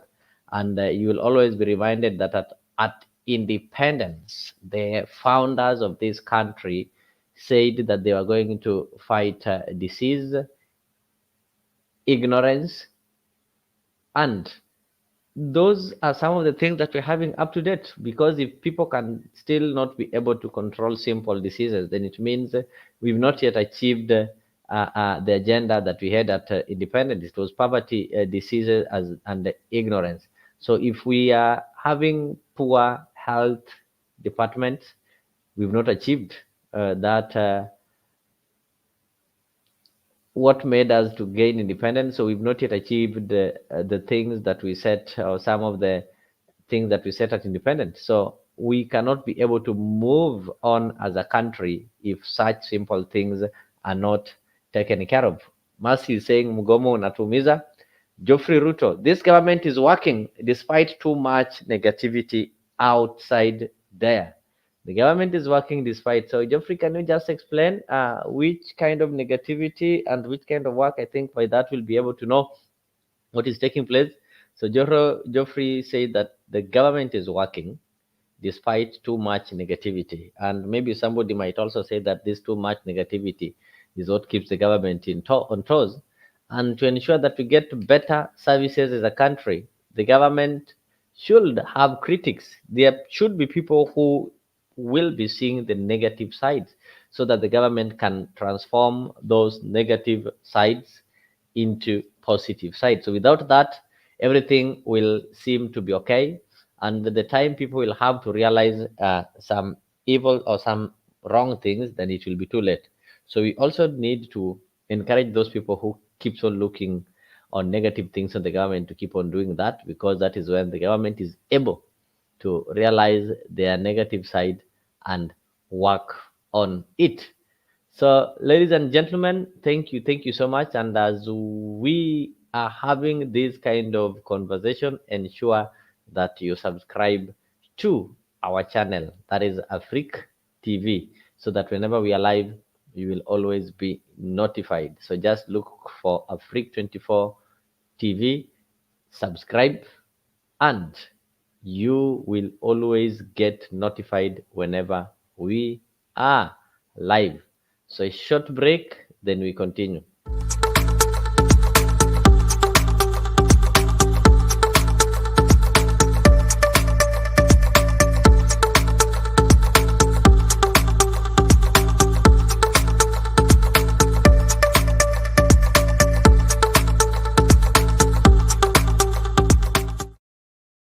But what political leader can stand up and say, my party is a party of principles?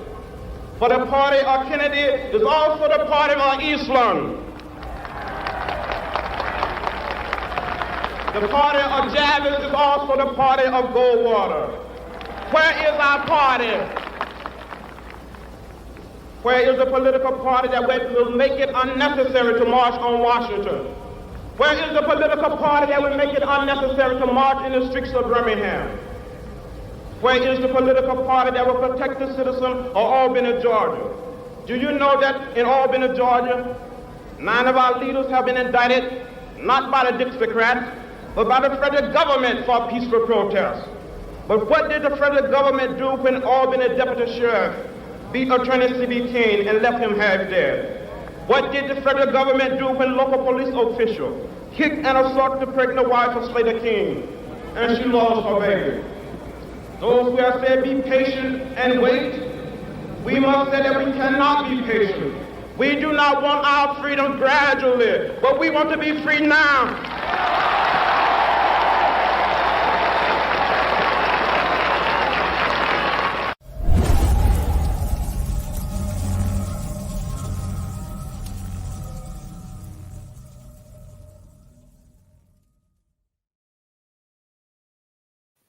Those are some powerful sentiments from John Lewis. And as Kenyans, we also need to say that it's time that we need our freedom, or we need services now. We don't need to wait. So the question that maybe Mzalendo, what do you think Kenyans can do?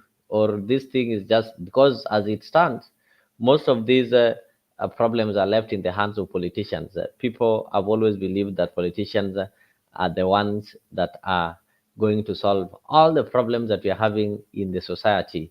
And that is why whenever there's anything, even if there's floods, and some people knew very well that it was going to rain, they didn't do anything to ensure that they are in places that are raised. They didn't do something at the personal level.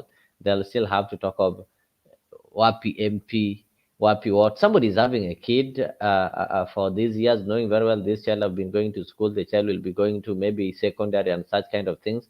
They wait for last minute and start calling the politicians. Do you think the politicians are going to give solution to the problems that we're having in this country, or Kenyans should start thinking otherwise? Leo,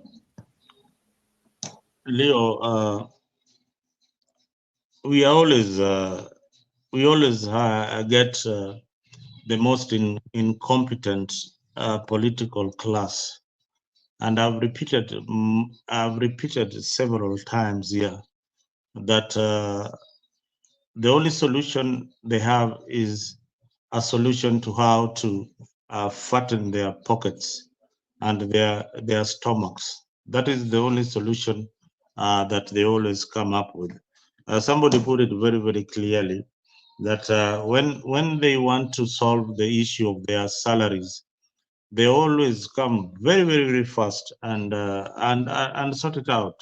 When CDF is delayed for a minute, when CDF is just delayed for a minute, you see the crisis. You see the crisis in Parliament. They even demonstrate that they need that CDF as soon as possible. Now their own constituents are dying. Are you seeing them even demonstrating? They are not even showing any concern at all. It is not their business. Our politicians are leeches. They are leeching us. I mean, we don't have the class of politicians like John Lewis. The video that you just played for a minute. John Lewis started that revolution when he was only 23 years old, and he became a senator and is recognized in the US. So sometimes the young people of our nation, Kenya, need to do the right thing.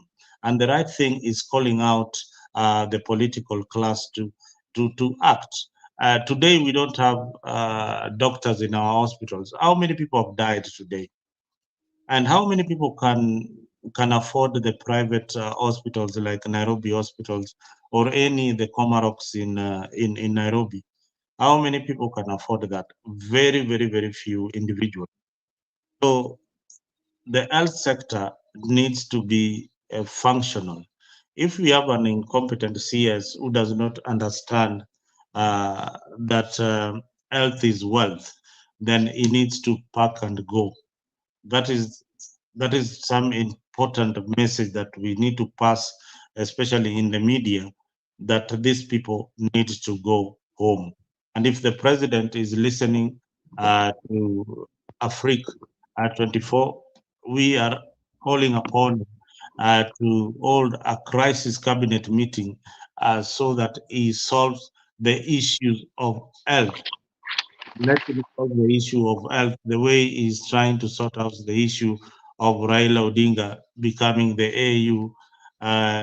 AU Commission chairman.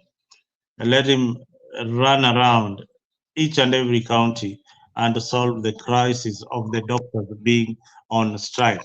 Let him be given the data of how many patients have died or die each and every day because we don't have a medic in hospital trying to solve that particular problem. Let the president get that message, and let the political class also know that this is a vote that they always beg for, that is now dying, and yet they've kept mum. But when it comes to the issue of their salaries, they all gang up. They all present a bipartisan bill, to pass their salaries very, very fast. Now, the country, doctors have gone on strike. They've been doing this since 2017. It is high time we get our acts right as a country. Otherwise, thank you very much. Good to see you, Nick. Yeah, I just wanted to welcome Nick. It's been long. Yeah. Thank you. Karibu. Yeah. Asante.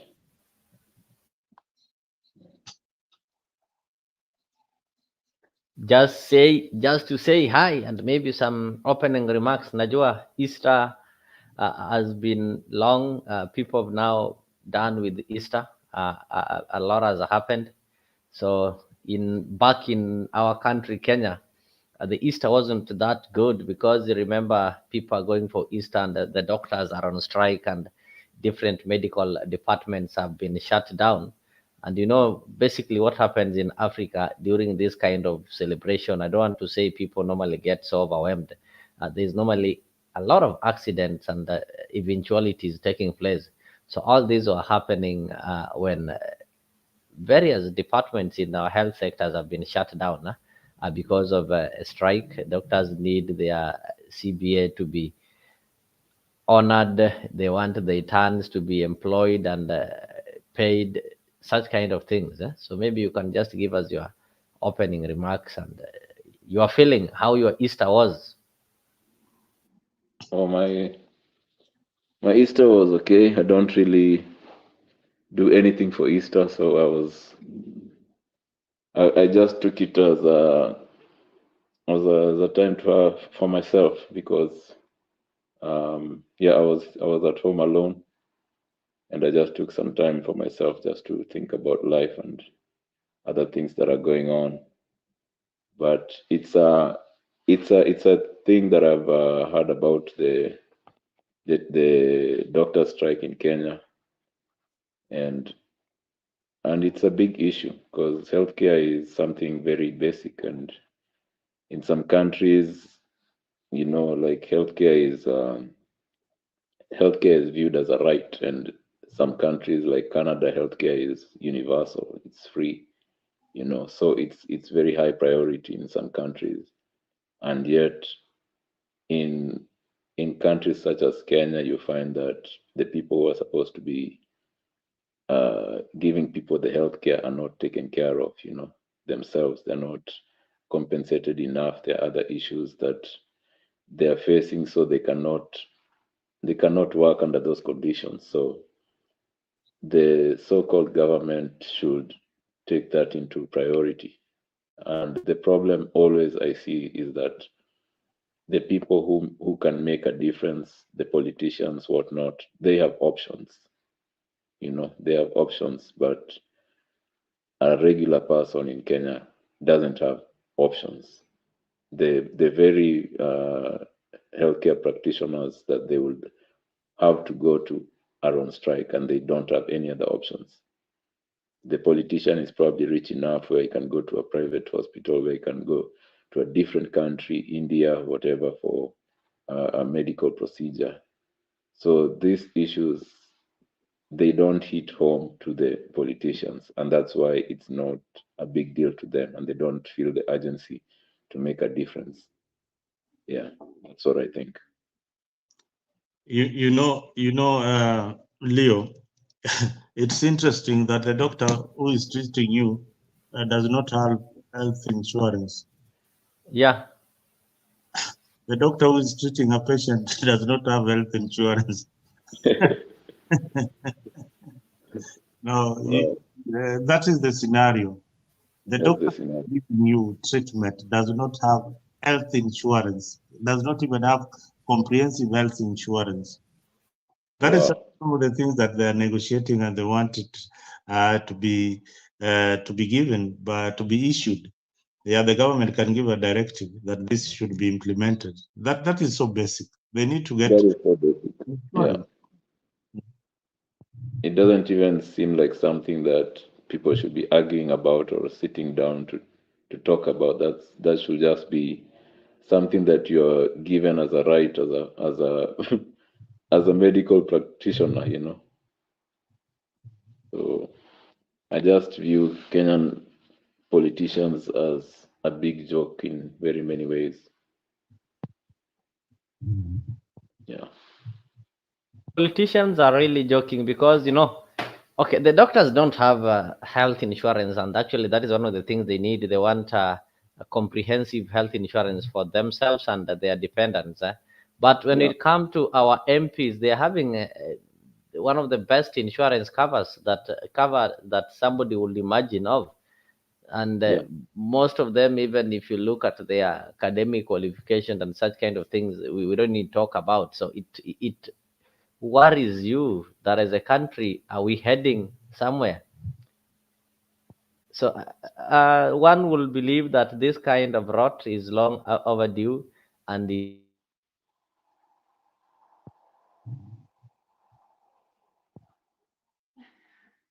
Leo, you're hanging up. Amekatika. Ni kama leo network ni mbaya. I think the issue was trying to bring across is the crisis that we have. Nick, that hiyo ndio maoni ile iko pale kwa ground. People are so disappointed. Watu wako disappointed sana. Leo, if you're back, tell us when you're back. People are so disappointed with now CS. I remember after CS wa kitambo, they had the same problem. So this is the issue that has been going on in Kenya for quite some time now. Yeah, and you can't isolate just healthcare as an issue, because it's just the same politics that's a problem in so many other sectors. The politics and the politicians. It's just the corruption in the system. You know. Yeah, just the corruption in the system that's too much. The corruption is too much, and the politician is just keeping quiet. Perhaps you need to do some song about it. You know, you need to do something about pass some message to our people and to the government about the crisis that is looming. Yeah. Now we need to do something very, very soon. Otherwise, hatutakuwa na nchi hivi.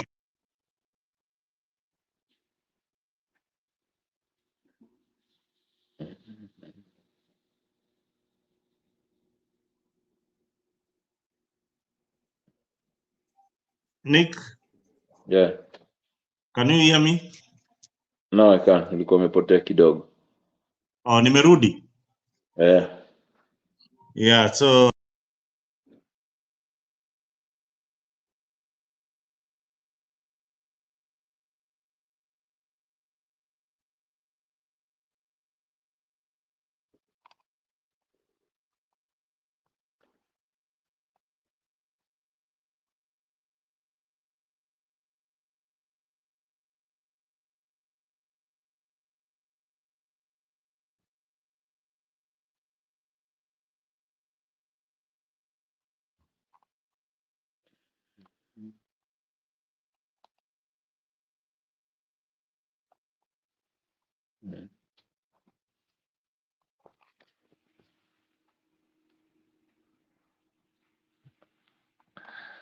Mm.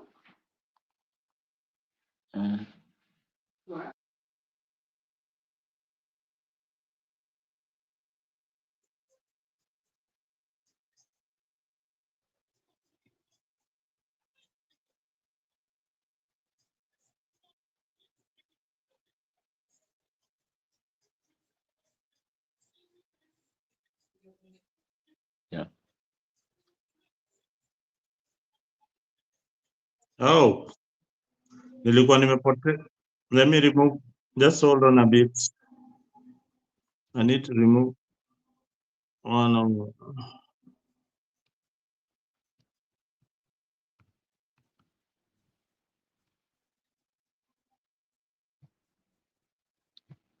Hillary, can you say something as I sort out this technical issue?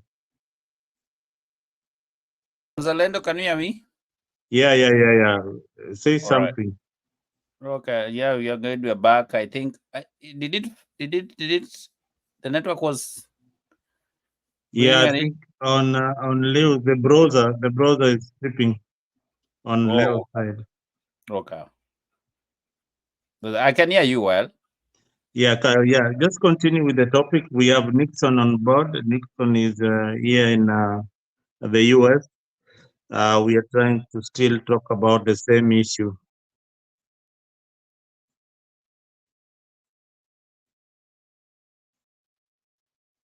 Oh God. Nixon, I think he has network issues.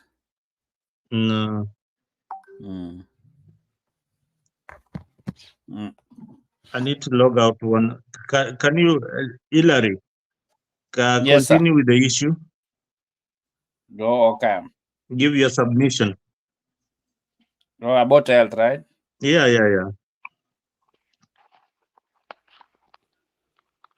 Yeah, I think Nixon is back. I think yeah, thank you so much, Africa. I know maybe network issues, but those who are listening and those who have been there, we've been talking about health issues in Kenya. We have seen doctors are on strike, nurses are on strike at the moment. And also we are seeing Babu Owino is saying that you want the CS under health ministry to resign because of the things that is happening. We are seeing there's no any serious talk about health issue back home, and it's so unfortunate that our people are dying. And now, Dixon, what is your take about this? What do you think? I already gave my my take. I was here before. Oh, you were but, here before. All right. Yeah. All right. Mm. Yeah, but what I can go add ahead. to Go ahead. what I had said earlier is just that the issue is not cannot be isolated as healthcare. It's the whole system. The whole system is corrupt, and the whole system needs to be looked at, and there needs to be something that is done about the whole system, because it's not a healthcare issue only. You can find all these issues in every other sector in Kenya. The corruption is messing up everything. The politicians are messing up everything. So it's the whole system, that is causing these issues, not only in healthcare but in every other sector in Kenya. I hear you. But you mentioned something. You mentioned something about the corruption. What can we do to solve this? Because if it is system and the same people we are seeing coming in the political arena and the people that we're voting, because even in coming 2027, the same people will go for the same seat. So what do you think that we can do to make the system, most of the Kenyan system, to work? Because as long as we are still seeing the same faces coming along as the leaders, we don't expect any big change. Yeah, you said it. We need new faces. We need new faces. We need younger leaders. Like the guy in Senegal, he's only 40 something, 44 years old, the new person who just came in. And he's coming with fire, and he's talking about making a whole change in the country. like doing away with the French and like doing away with neo-colonialism. That's the one thing that we want to look at in every country in Africa. Doing away with neo-colonialism and having Africans stand up on their own 2 feet as themselves, because there's nothing that we lack in Africa. We can do everything by ourselves, you know. So having leaders such as that, like the guy who just started his presidency in Senegal, Kenya needs something like that too. Young minds who have an understanding of the issues that are facing young people, you know, who have an understanding of the issues that are facing a majority of the people, and those are the people that we need in Kenyan governance at this point, because we've seen the same old faces for so long, and nothing is changing because they don't have any new ideas, and the ideas that they have are only the same that are based on corruption that we've seen for so many years. So we need new faces, we need new minds and new ideas in order for this corruption thing to be taken care of. Yeah. Yeah, Nixon, was Mr. Lendo coming? I see you're talking about the young leadership, but I want to give you example in Nairobi County. I don't think Sakaja. I don't think whether it is 40, and since he came to the office, we're just seeing a leader, a young person that's just talking about the TikTok things. He's not even condemning the I don't know whether you've seen what has been happening in Nairobi County. People are being beaten on the street with those whole callers as carries. So what do you think about this? Because we are seeing these young people also have been tested. One example I'm giving you that we have now is Sakaja, and you know Nairobi is the capital city. Nairobi is Kenya itself. So what is your comment about that as Mzalendo coming in? In the context of a young person. Yeah.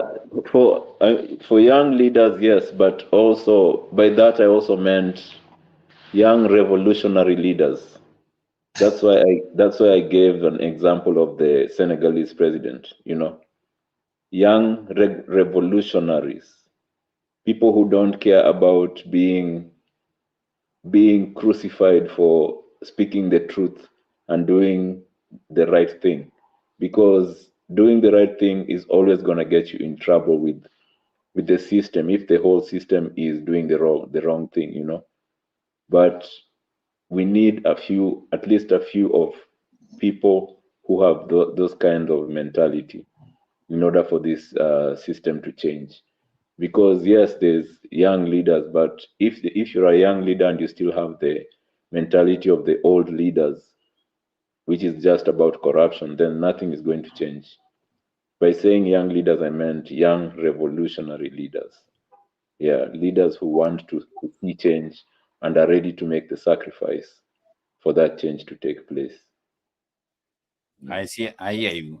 Yes, Nzalendo, what do you think? I hear Nixon is talking about the young leadership, mostly in Africa, and he gave an example of of Senegal that we are seeing fire is coming as 44 years old. But also, I want to remind you, Nixon, as Mzalendo coming in, I think the president of Gabon was 36 when he came to the power. He was the youngest African leader that maybe has been in the power for a while. But Mzalendo, let us go back to Kenya, the context of Kenya. What do you think about this young leadership we're talking about? More so, we are seeing Nairobi County being led by the youngest governor. But you see, yes, thank you, Hilary. That's a very important example that you gave out there. And Nixon really gave a good answer. They should not just be leaders. They should be revolutionary leaders. And revolution means that these are people with who can take risks, you know, very, very huge risks. They can go to jail because of what they believe in. These are people who are struggling, who are not looking for a paycheck. Yeah. These are people who are not looking for a paycheck at the end of the day. These are people who have created positive change in the society, that people can say whatever they are standing for, is what everybody believes in, is the right thing. Yeah, these are the kind of revolutionary leaders that we want. This is somebody who is telling you that I want to go into government and finish corruption in a month. There will be no corrupt officer. I will go into government and arrest everyone who is perceived to be corrupt or who has a corruption case. All the ill-gotten wealth will be snatched by the government. Kenya does not have that kind of leader. Amongst all the leaders that you are seeing, there is nobody in Kenya that represents that kind of vision. We have leaders who are looking upon the older generation to give them direction. They don't have a brain of their own. That is the problem that we have in Kenya. Look at, for instance, Bobi Wine. Who is behind Bobi Wine? Bobi Wine started with music as an artist, but today he has got followers, people who believe in him. Look at the struggles, look at the pain, look at how many times he has been incarcerated by the government of Museveni. This tells you that this is a leader that will represent the views of the people. Yeah, but in Africa, you don't know if they are going to change with the time. But it is time for the young people to be confident enough and go for the top seat. You don't go for just the MP, go for the top seat. Believe in yourself that you can be the president of the Republic of Kenya, and you'll have people backing you. Kenyans can support anything. If they supported Wajakoya, ule alikuwa anasema he will be selling hyena testicles, makende ya fisi anayakuuza, and alipata votes. If they can support such a person, so it means that there is a group of voters. And remember, Hillary, 8 million Kenyans did not vote. They didn't think that Ruto is the right candidate or Raila Odinga is the best man for the job. So they are hanging on there. There are those who just vote for tribalism. Hiyo ndio tena another problem in the country, mambo ya ukabila, tribalism. I have asked several times this important question. For example, in Hillary, how has tribe helped you in your life? Tribalism imekusaidia kivipi? How has tribe helped you in your life? You will find that how has being a Luya or a Luo or a Kikuyu helped you in your life? You don't have any answer. You don't have any answer. I believe society should be integrated. That is one thing I believe in. Let me hard to keep. That's somebody who wanted to join. Yeah, I believe society, we are in a situation where society should be integrated, but not on tribal lines. We should have a country of one tribe called Kenya, Africa of one tribe called Africa. We should not look at each other in terms of tribe. That is the biggest problem in our country, and that's why we have disservices in most of these sectors. Because Nakhumicha most likely was fronted by a politician to take up that job.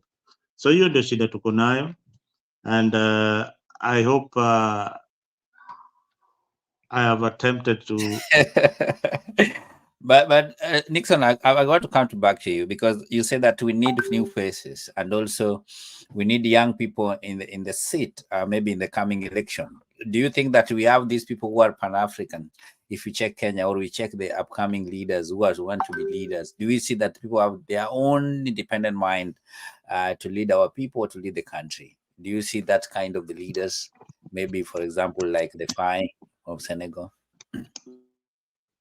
I think there is potential for that everywhere, and Kenya is no exception. It's just that maybe people don't believe in themselves enough and they think that even if they try, they won't make it anyway, because the same leaders have been in place for so long and they just keep interchanging them. And so people don't think that they have that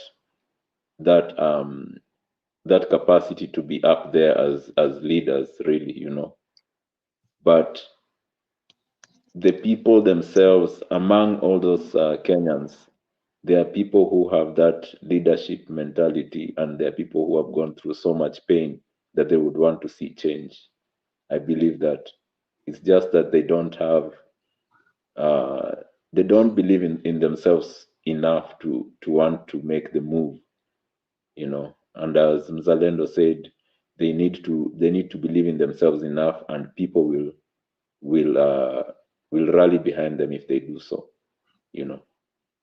And for another thing that I wanted to add is that the diaspora, people in the diaspora like me, Mzalendo, and other Kenyans who are in the diaspora can also make a big impact in things like this, because we are able to see things from a distance, and we've also been able to we've also been exposed to systems that work, in other, for example, for us where we live here in the US, systems that work. And also there is when you're in Kenya, there is that fear that somebody will come after you, if you try to say something or do something.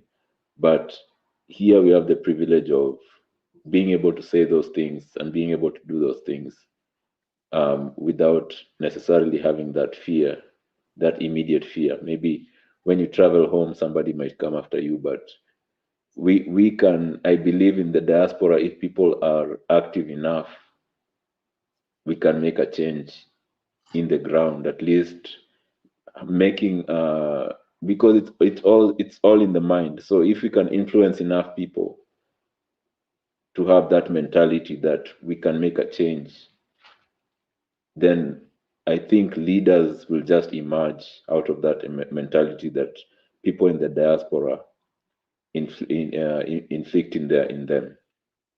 So I think this is a good forum because it connects people in the diaspora and people in Kenya.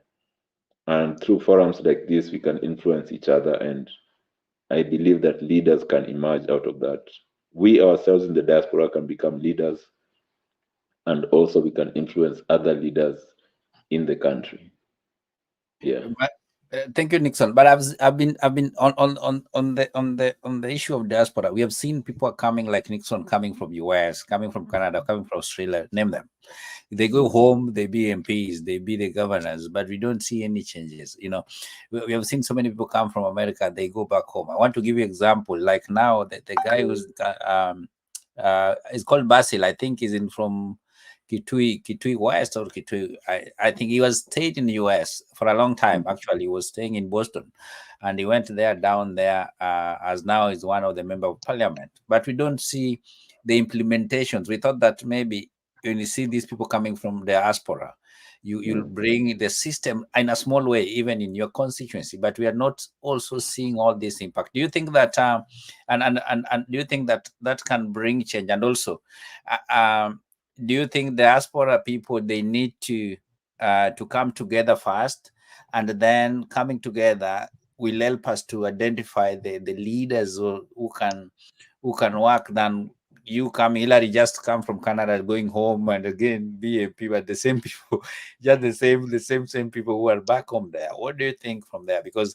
I just think that also there's not much connection about the diaspora people. We just hear that Hillary was staying in Canada. Hillary is now in Kenya, want to vie for an MP. Hillary is now MP. We don't see any changes, and yet he has been staying in Canada or in US for a while.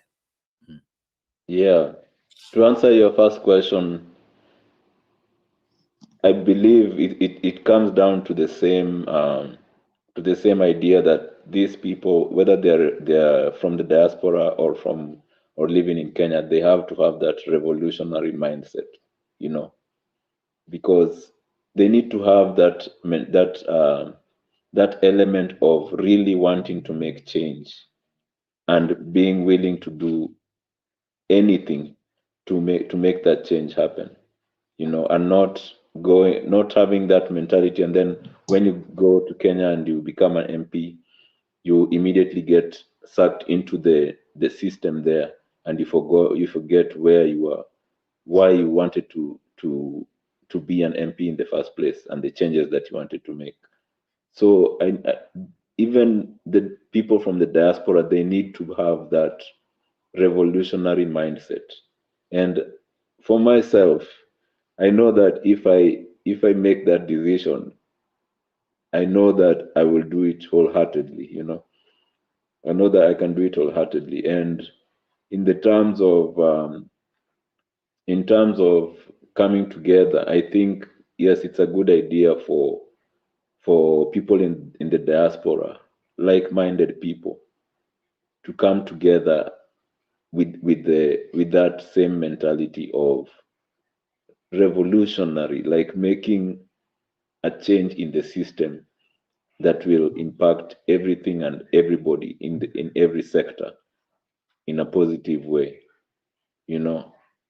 And like I said, the people in the diaspora have been exposed to other things and systems that work. And so if people who are really looking for change come together and start exchanging ideas, like in forums like this, and then out of those people leaders emerge, you know, I think that can be something very powerful.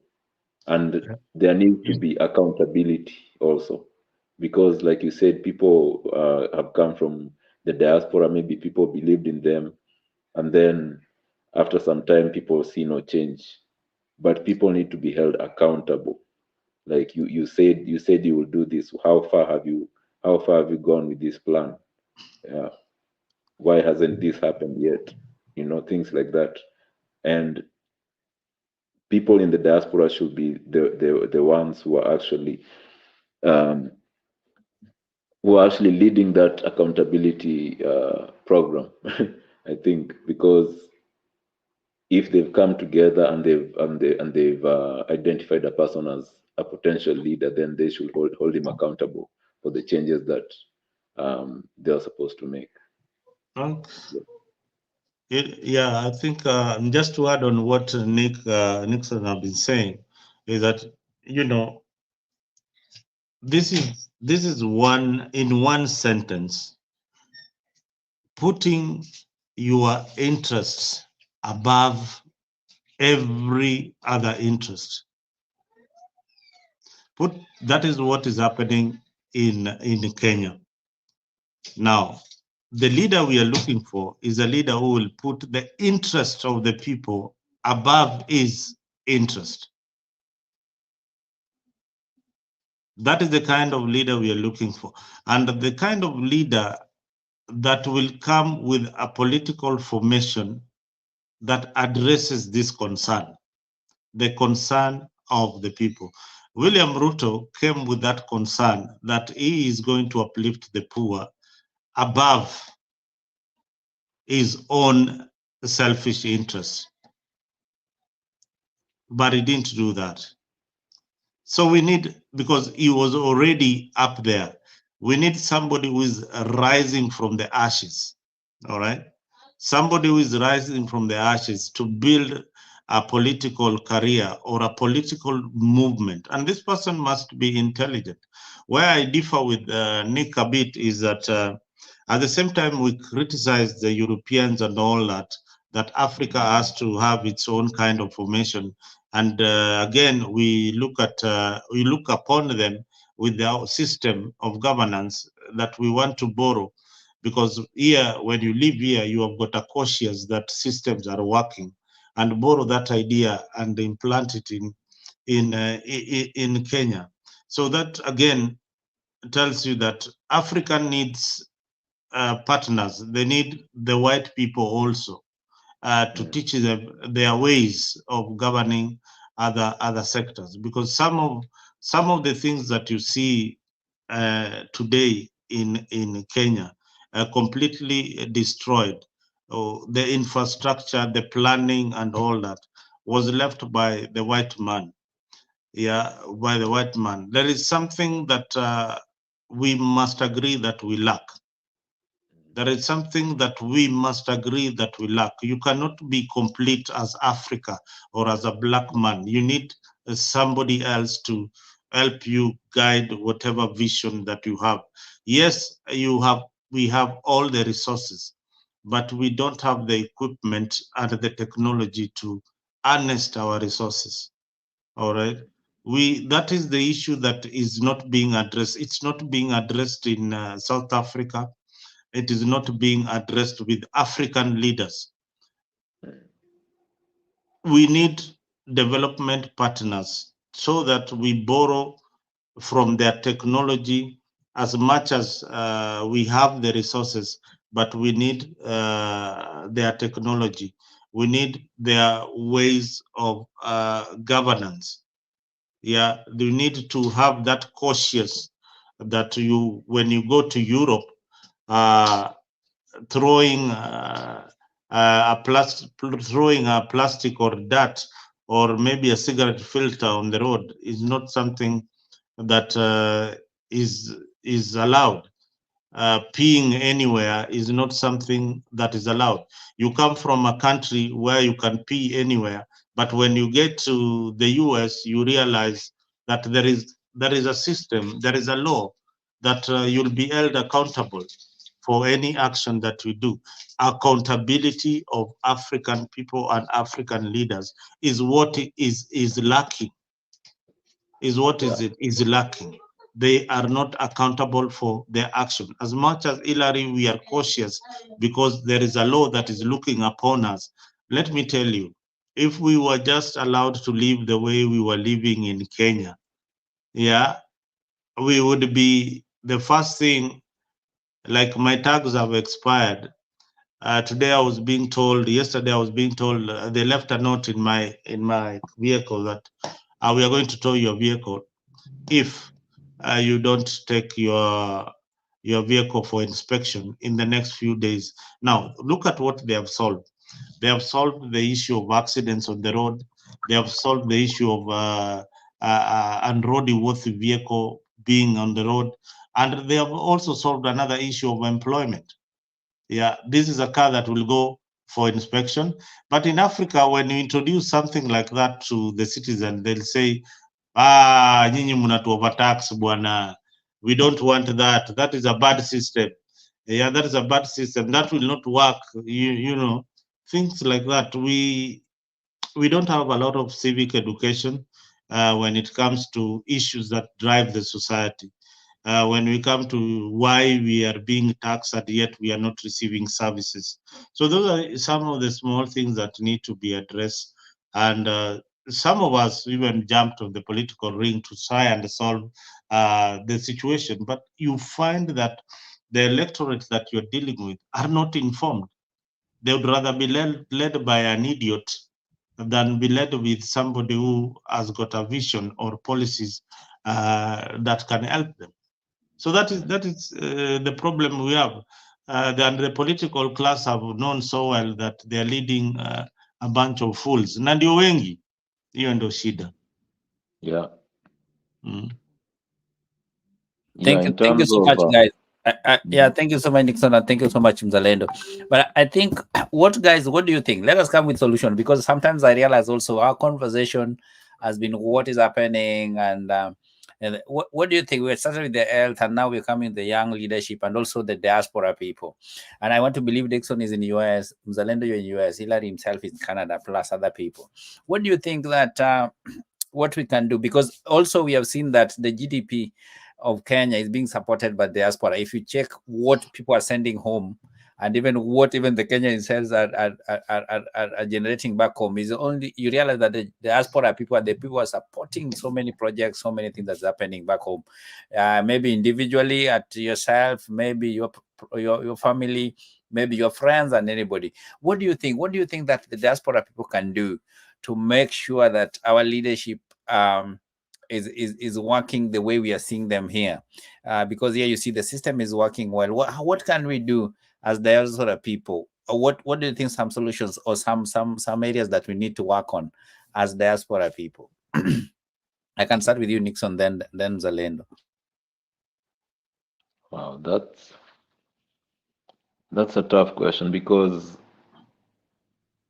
it comes back to the leadership and accountability, and it's so hard to hold somebody accountable when you're in the diaspora. So we need to what I think the thing that we can do as people in the diaspora is to influence people to have the mentality of selecting a good leader, and then having, I don't know exactly how it can be done, but having something in place that holds those leaders accountable. Yeah, that's the only thing I can think of. Just having a good leader and Right. having them being accountable for what they are supposed to do. All right, Zalendo, what do you think? I think the accountability is the key factor here. Yeah, I think in the last government and the diaspora community largely has influenced some of the decisions by ensuring some of their people are appointed. I think in the Ruto's government, maybe one or two people have been appointed in his government through initiatives by the people in the diaspora. Diaspora is a constituency that now is voting in Kenya. But how are the votes? The votes are starting to reap some fruits, especially here in the US. You can now, for a long time, if you wanted to change your passport, you had to come to DC. Nowadays, you sometimes they move around and see whether they can bring the services closer to the people. So those are some of the decisions that the diaspora community have been able to influence. But I think that is piecemeal. That is very, very little regarding that the diaspora community plows in back to the country about, is it 4 billion US dollars annually? 4 billion US dollars annually. You send it to your people. You do a lot of things that the diaspora community do. And diaspora is not only in the US. Diaspora is also in UAE. Diaspora is in Tanzania. Diaspora is in the UK, in Uganda. So diaspora, there are things that we can borrow, not from the Ugandan politics, but from the West. That is where we see at least some decency. They cannot be 100% perfect like where I am. They are failing in a lot of policies, but largely when it comes to issues of governance, they are really strict to the law. One important fundamental issue that I have learned, and this is what has kept societies like America growing, is that they are a working nation. This country does not go to sleep. They don't celebrate holidays the way we celebrate holidays, that leo rais ametupatia holiday. When it's an holiday, most likely you will not be paid on that particular day because hautaenda kazini. On Christmas, you see Kenyans going for holiday from November to January. That's absolute nonsense. Yeah, nimechukua holiday ya Christmas. That economy now stagnates during those particular months that they are not working. So there are things that we can borrow and we can ensure that are put in the Constitution of Kenya, like the working culture of our people. One thing I have appreciated in this country is that people work and you are paid for your sweat. In Kenya, people don't work. I can tell you, you can ask Nixon here, I will tell you that here in this country people work. Watu wanafanya ni modern, ni kama slavery, modern day slavery. Watu wanafanya kazi. If you don't, ukilala hii inchi for a week or a day, hakuna pesa inaingia. If you waste any good given time, there's no money that is coming in. But pia, that is the only way they get taxes to run the economy of the country. So as much as the president is introducing taxes, they need to educate people what these taxes can do for them. And they need to see, the citizens need to see that these taxes are actually working for us. And if you are paying enough good taxes that run the government, then kuna ile inchi kuna ile tax refund. Nixon can explain that because that is his field. Kuna ile refund unapata kwa serikali. I think this is what forums like this need to advise the government on, especially KRA ya Kenya.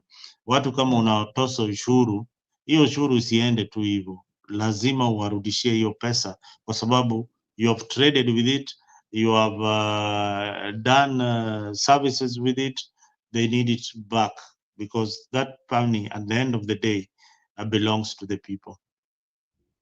Thank you so much, Zalendo and Nixon. I think, yeah, Nixon said that might be difficult for the diaspora people, but I think we still have influence. If any case that we can have a real good leadership in diaspora, whereby maybe regional, US and North America coming together, Kenyans coming together, have something, Europe the same, Uganda, East Africa, Tanzania, those people are there, are coming and doing something together, then we can have much influence than even today. Because even these people, you see, they be president, they're still coming to meet people outside here. They want us to support them. So I think we have influence, but also we are seeing good fruits, because last year we started voting as diaspora people. Last election, I want to believe that if this continue, will bring us together and also make the diaspora people be. But let us come back home again. Mzalendo umeongea juu ya KRA. Hii KRA, ukweli ni kwamba Wakenya wajaiona matunda yake tangu ianze mpaka wa leo, kwa sababu nchi kama hizi unatoa ushuru, mwaka ukiisha, unapopeana ushuru unapata kitu kidogo, na hata kama upate kitu kidogo unapata barabara imefanya jambo, amefanya nini. Lakini in Kenya, Nixon, we have not seen these things happening, and that's why I was saying that we need Pan-African leadership.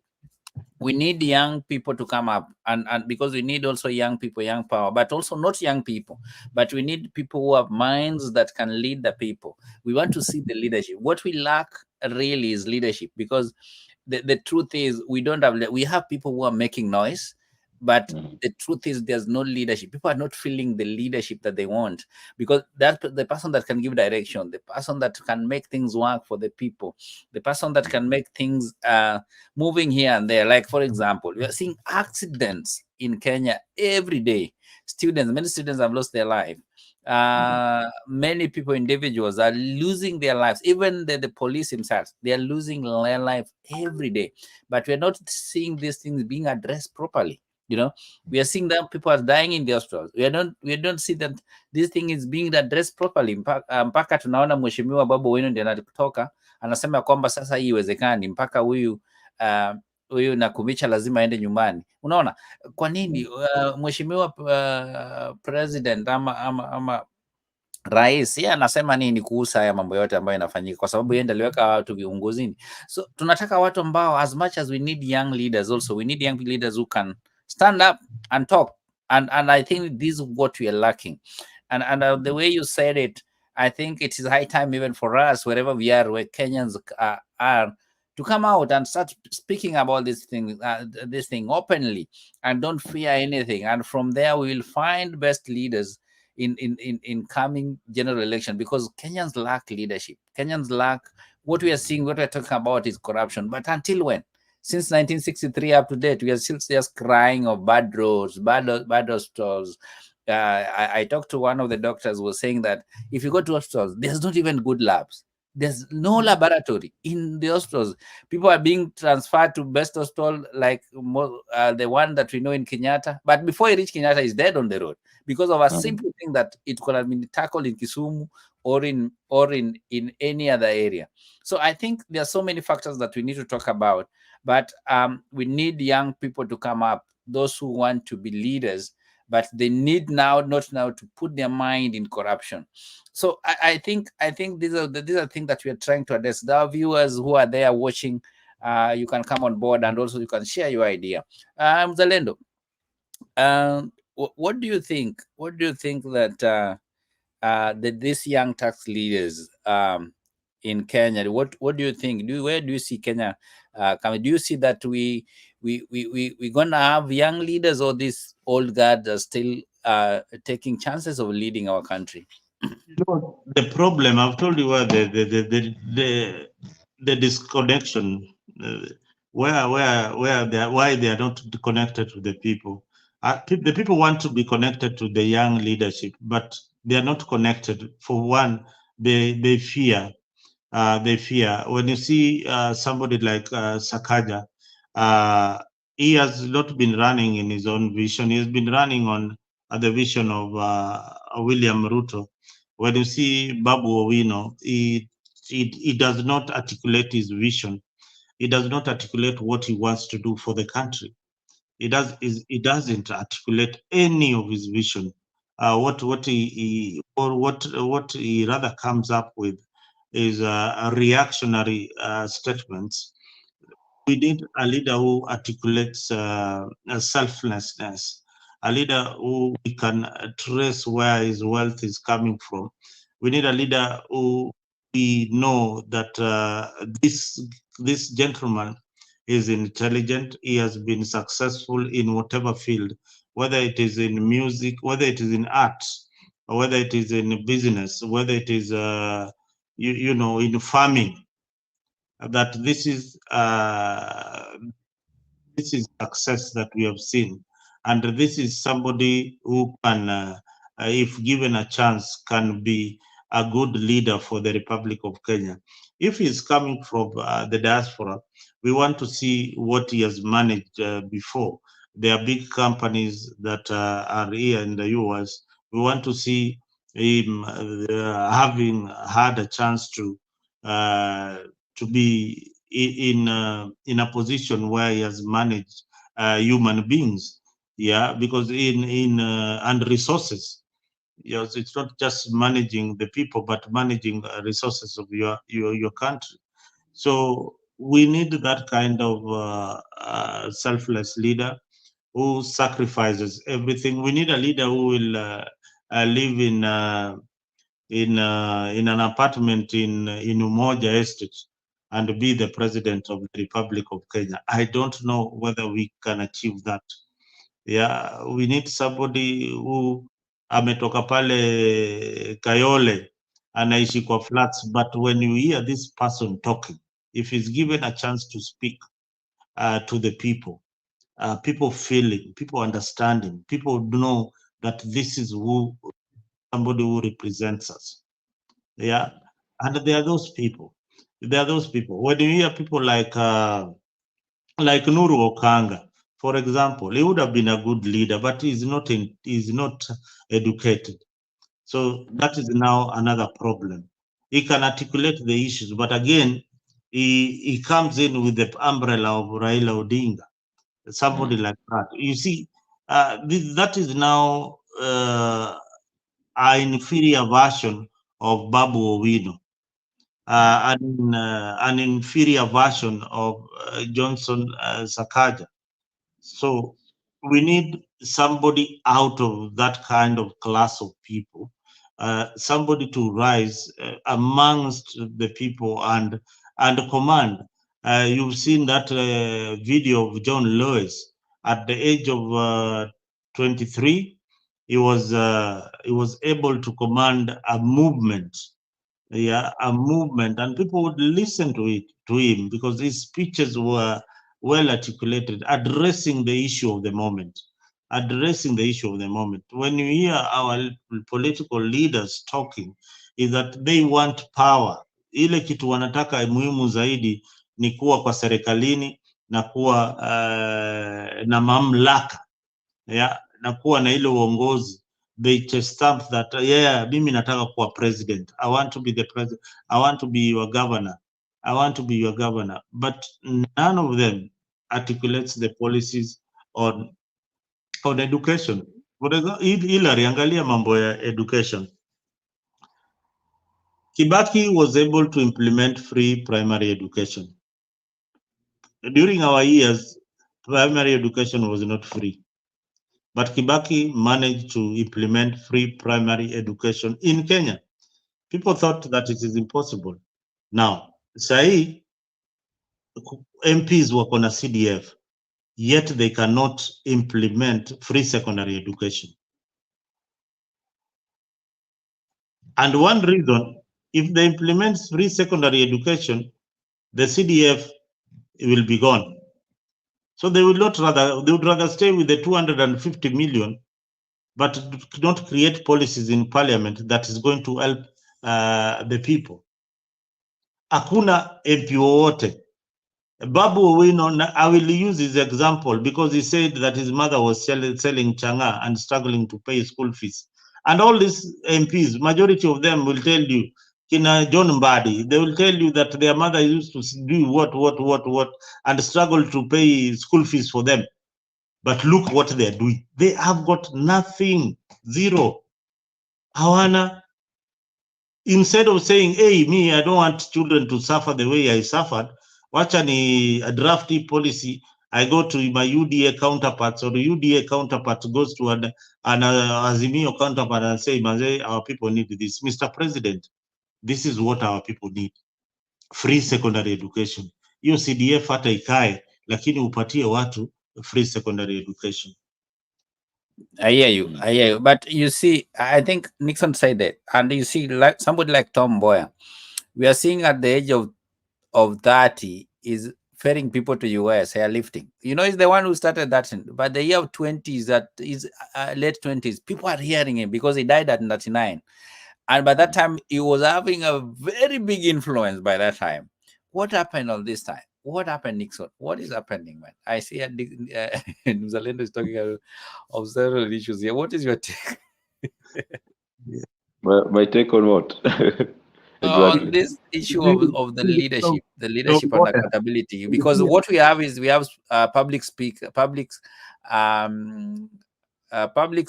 I don't know, public motivational speaker, I can call them. Like they come there, oh, my mother was carrying omena, my mother was doing boy. How does that help people on the ground today?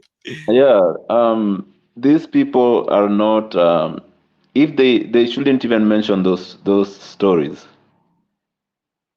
If they don't show the impact of those stories on how their leadership is, because the reason for mentioning those stories in the first place should be to show people that this is what I've done as a result of what my mother had to go through to bring food to the table, to get me to pay my school fees, So these leaders, they don't have, a lot of them don't have independent thought.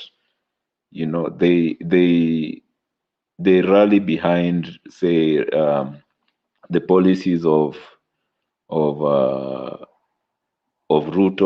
or whoever is in power at the time, because they want to keep up the status quo, because they know if they deviate, then they'll be kicked out or something like that will happen to them. But what we need is people who don't mind being crucified or being paying the price for doing what is right. That is what we need, because all these people are just being on the safe side. Because for me, like, I know my stories, and I had an interview with Mzalendo, and he knows my stories too. Those are the same kinds of situations I grew up in. So I don't see myself being a leader and then not taking into consideration what I went through, and not using my position to make the lives of people better, to make the people not have to go through what I went through. That would be my motive as a leader. You know, a leader should pave the way for the people who follow. That's the reason for being a leader, paving the way for the people who follow behind you. So if you know that what you went through was so tough, then you should pave way so that your children and your children's children don't have to go through what you went through, you know. And it shouldn't be about personal interest. It should be for the interest of the people behind you. Yeah. Mm. Yeah, yeah, very, very true. I mean, when we went through your story, and I said one day I'll also share my story, because my story is tutashare tu siku ingine story yetu. Yeah. When Nick told me story vile alikuwa alikula chips ya mwalimu 20 bob when he was sent na mwalimu kununua chips na 20 bob, akaenda akakula hiyo kakirudi. You know that story is very interesting. But you see, kwa nini alikula? Not because he had gone home for lunch, akakosa chakula, hakuna chakula home. Then here is giving you 20 bob to go and buy chips for him or her pale kwa fish and chips. Then you end up eating that chips, unaikula kabisa. Then anakuja na kutafuta, and then they are not able to find you in school. So that's what many families pass through. So somebody like Nick akipata leadership, you'll remember that one day kama kuna watoto wanaenda shule bila chakula. Ndio. Kuna watoto wanaenda shule na hiyo lunch hata wajaona. How many leaders know that? Hiyo lunch hata wajaona because their parents cannot afford it. They cannot put even 3 meals or 2 meals in a day.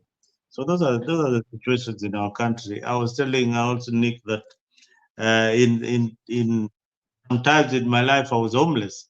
Nilikuwa naishi Sabina Joy na kunywa soda ya Fanta the whole night na ama Coke. That nikae hapo for so many hours, because that was the only nightclub that was allowed to operate 24 hours without people being thrown out. So here you are, a young teenager, umekaa pale, umenunua soda, then was about 7 shillings or 5 bob. Unaenda unainunua, unasip soda na straw. Unajua one sip at an hour. An hour. Ikifika around 5-6 unaimaliza. Then the maids wale waiter wanakuja wanamwaga maji kwa floor ya pub, inakuosha miguu. Hey, kijana amka. Unafanya nini hapa? Amka.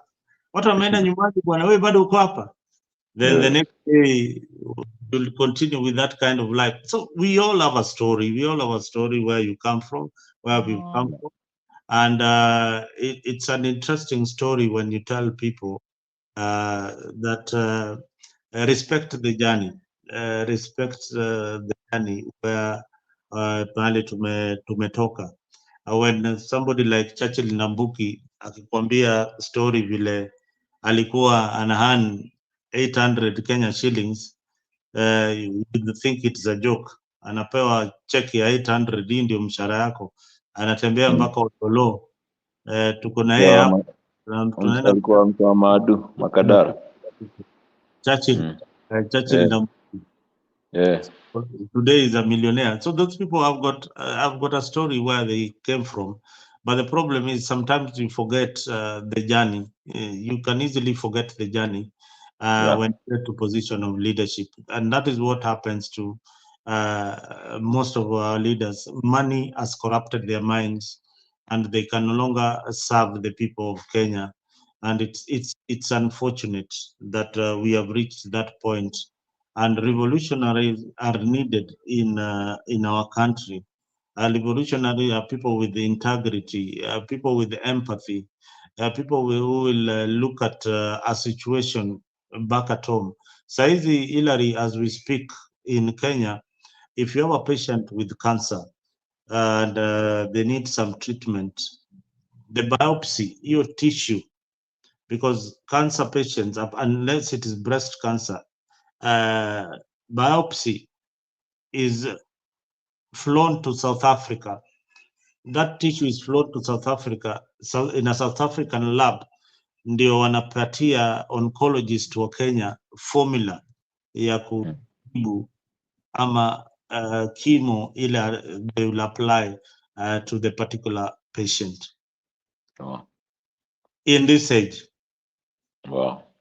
we don't have a lab that can diagnose, can look into the tissues, can do a biopsy in Kenya. It has to be flown to Africa, India, or India. So as the patient is waiting, cancer is progressing. South Africa wako na workload because most of the countries in Africa, they don't have the technology, and the governments have not invested. They don't even see the need of such a thing.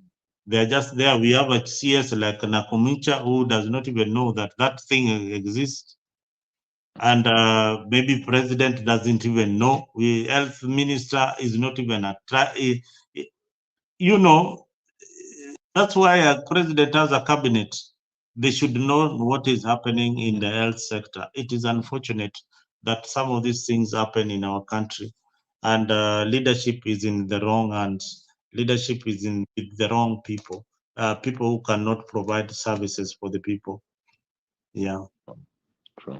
Yeah, hiyo ni ukweli. Unajua sasa sisi tunasahau story ambazo tulipitia, kwa sababu kile najua kila mtu ako na story yake, lakini mi nasema hivi, story ulipitia cannot make you a good leader. Mimi I believe on that. Whether you pitia story gani, if you're not a leader, you're not a leader. You know, because like Churchill cannot be a politician, but can be a very good comedian. Somebody like Nyambane tried to be CG president. Those are jabba. Anadhani kali act kama President Moi can be a president. You know, these are the things that we are joking with our people, you know. So I'm just saying this, that being in that you are acting like somebody leader, it doesn't make you a leader. I want to say that leadership, one thing is being born, you're born a leader. Number two, you can learn to be a leader and you be a good leader, in the sense that you be Pan-African leader, the one that Nixon was talking about, you know. So these are the things that I think we are still lacking. And also this thing, as somebody also wrote it there, Mzalenda anasema kwamba hii kitu iko DNA, iko kwa damu yetu, ambayo ya kwamba ulizaliwa leo, umebaziliwa tu ukiwa mwizi. Yani wewe kichwa yako tu umeanza kufikiria tu vile wewe utaiba watu ama vile utanyakua kwa watu. Kwa hivyo tumezaliwa nayo na lakini ila nikuacha nikupatie another example that tutacheka kidogo. Unaona hizi KCSE exams vile zinaibiwa, parents ndio wanaibia watoto wao, parents wanaibia,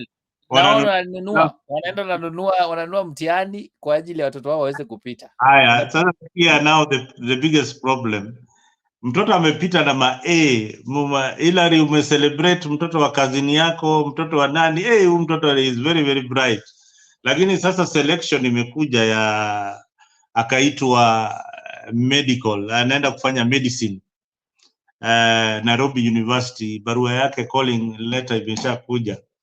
The same parents anasema hapana, huyu mtoto wangu hii wacha tuachane nayo, wacha afanye HR ama afanye inaitwaje ile procurement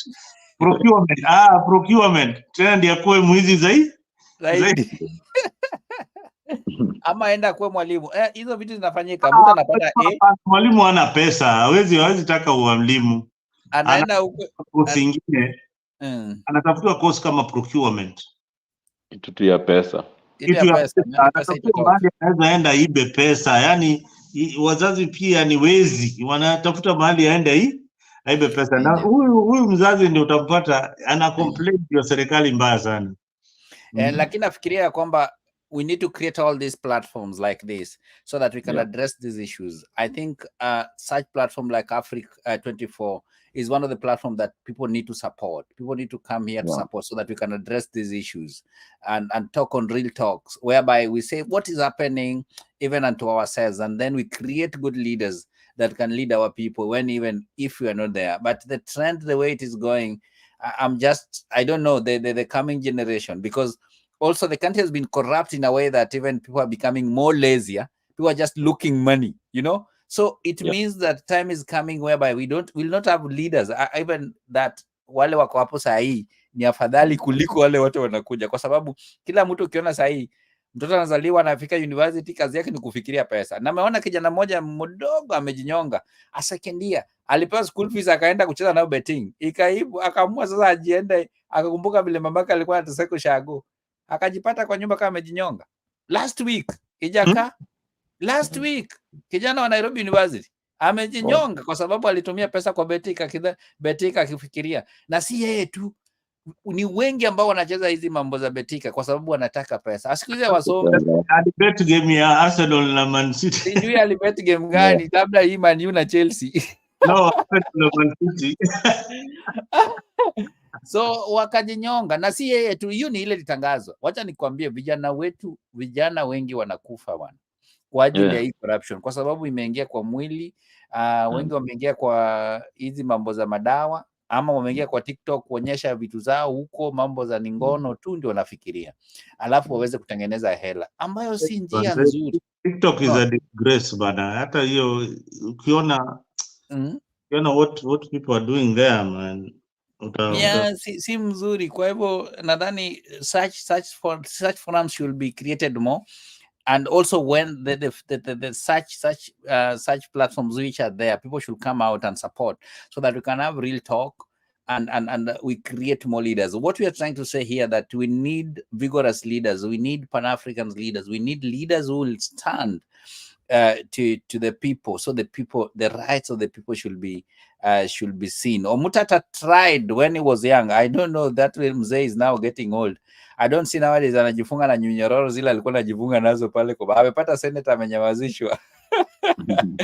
Sasa hizi ndio tatizo tunaona, pia watu wanakuwa moto akiingia kwa ofisi anajaribu kuleta kichwa, ananyamazishwa, story inaisha. Sasa hii ndio tatizo bwana. So hii mambo ya uuaji pia iko, ukiongea ukweli watu wanaogopa pia, unaweza uawa dakika kidogo. Sasa kuna mambo mengi ambayo yanaendelea, ambayo yanataka the new blood to come with a new system and to change everything, and people to get that you need to work for what you want, not get things that even you didn't work for.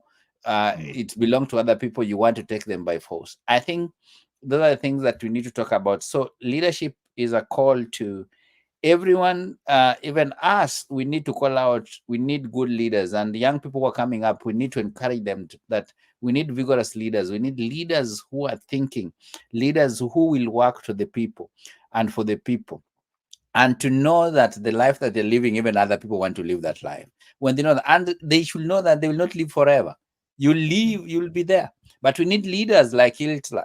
I like some characteristics of Hitler. When he was young, and he came out and he said that I must rule, and he ruled, and people were following things. If you see that time, as much as he was dictator, but he was doing things. We need leaders like Magufuli.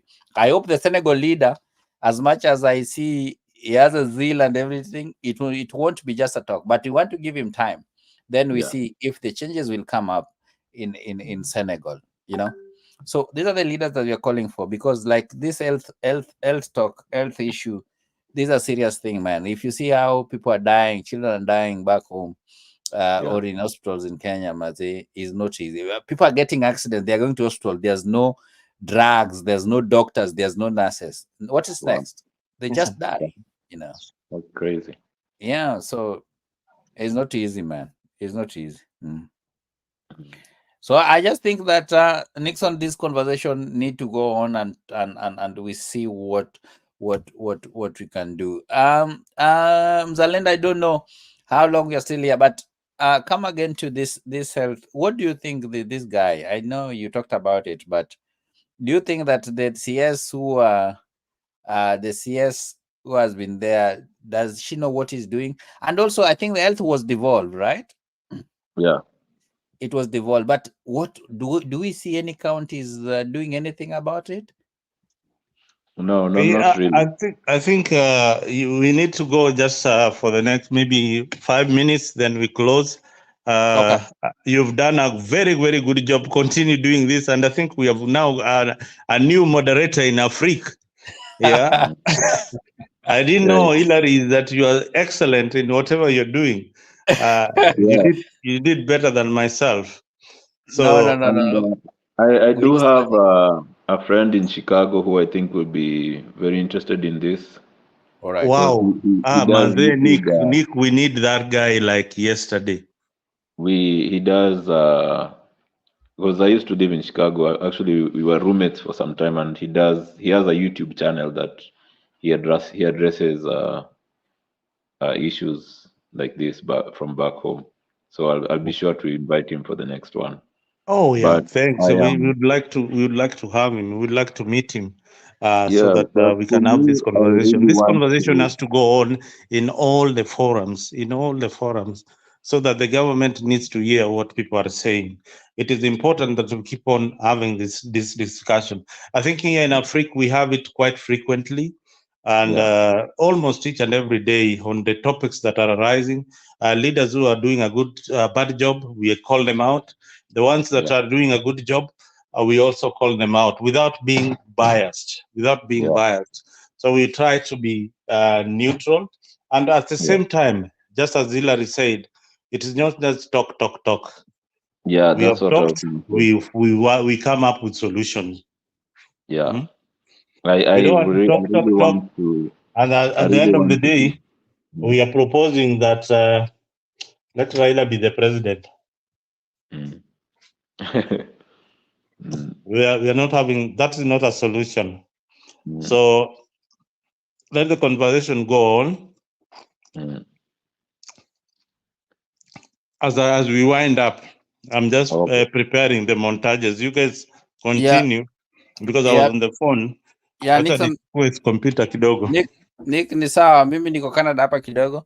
Also I run Twitter stock spaces called Luo Nation. Luo Nation is Onagi for Onagi, but also it encompasses everybody. We usually invite different speakers coming on board. We talk. Actually, on Saturday I have a speaker talking about dental issues, dentist issues, whereby she will talk about in children now toothache in children. She will be addressing that. Tomorrow I have one of the leaders from Nairobi, from TUM University, the student leader is coming there to talk about he's a young man, tell him to talk about how the university are talking. So yeah, well, let us keep on this conversation on and on. And I'm happy to meet you, bro. Me too. I know we will meet in this conversation. I've been attending this conversation, and we want to keep it more live. We want to connect all of them, most of the diaspora. I like the Africa because in the diaspora we lack this platform. So we want to connect all of them. Then they be something like one. This one is supporting this one, this supporting this one, and we grow together as a team. And so we want to create, and that's why I was saying that how can diaspora come together? We want to create such platform. Then we see how this platform can work as a team to support each other. Africa is running this platform. Hilary is running Twitter Spaces. How can they come together? People on Twitter can come to this platform. People on this platform can come to the Twitter. Then we share the ideas, because even my platform, most of the people, it is the idea was to bring the diaspora together. Diaspora people, and we have a conversation as a team. And what can we do? And actually, we have been seeing the effective, because we have started addressing the things that's happening in our villages back home. That how can we reach the people who are in the village? Those people cannot go to school. How can we help them? How can we encourage them so that they can go to school? And the problems that people are facing from down there, how can we address such issues? Wamama wale wa mboga, how can we address those things so that they be? And also, they should not wait. What we're talking about, and very seriously, that I know will be effective, in 100 years to come is that we don't want politicians going to the village and people are running to see them. No. And people are trying to get 50 bob, 200 shillings, 100 shillings. We want to finish that. We want our people to learn that the politicians need them more than we need them. We need to notice that. And when our people get that in their mind, then we don't have this issue of health talk, the issue of roads, the issue of everything. When we realize that the politicians need us more than we need them, we don't need whether 200 bob. We don't want them to address issues. How can we have good roads? How can we have good schools? How can we have good hospitals? When they know that, they start setting those policies and they realize that people are now waking up, and now people are not being voted according to how you are known, but people are voted of what you can do. People are not. People should not be voted according to the party, but people should be voted in the basis of leadership. Because we usually leave also good leaders, and we select people or we elect people according to the party that he is in. So this thing should run on, and I think that's what Mr. Lendo was saying. This tribalism should go away. We should not care about tribalism, but we should care about leadership. If you cannot lead people, if you cannot offer good quality of leadership to the people, there's no need of coming to the people asking voters. But those are how we want to address these issues, and we need to address them that way so that we make sure that our people also are engaged, that they are trained, we have policies being addressed down there, because many people back home, they don't know these policies. I noticed even there's people who have gone to school, they don't know about the policies, they don't know about the laws. People are just there, they are much concerned with what they can get, but that's why many people are being abused, because we don't know our rights. And when we start coming out, people know their rights and everything. People will start speak with one voice, and also not only one voice, but with facts. And when they start speaking about facts, things are gonna be better. Yeah. All right, back to you, Mzalendo. Thank you so much, buddy. I appreciate it, and I know we'll keep it live all the time. Those who are watching, keep it live, and welcome to Africa 24 all the time. Give your views. Watch it and give all your feedbacks and everything, and welcome on board all the time. Thank you so much, Nick Mzalendo. God bless you with your team, man. All right.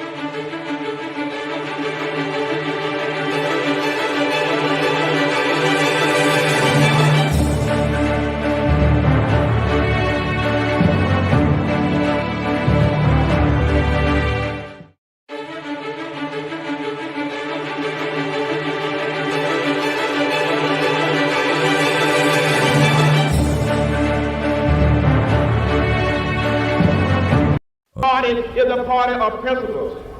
For the party of Kennedy is also the party of Islam.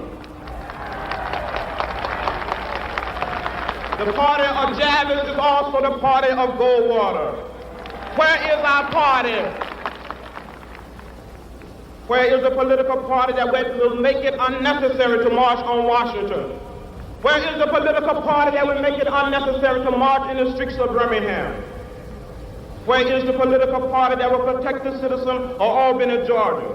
Do you know that in Albany, Georgia, 9 of our leaders have been indicted, not by the Dixiecrats, but by the federal government for peaceful protest? But what did the federal government do when Albany Deputy Sheriff beat Attorney C.B. King and left him half dead? What did the federal government do when local police officials kicked and assaulted the pregnant wife of Slater King and she lost her baby? Those who have said be patient and wait, we must say that we cannot be patient. We do not want our freedom gradually, but we want to be free now.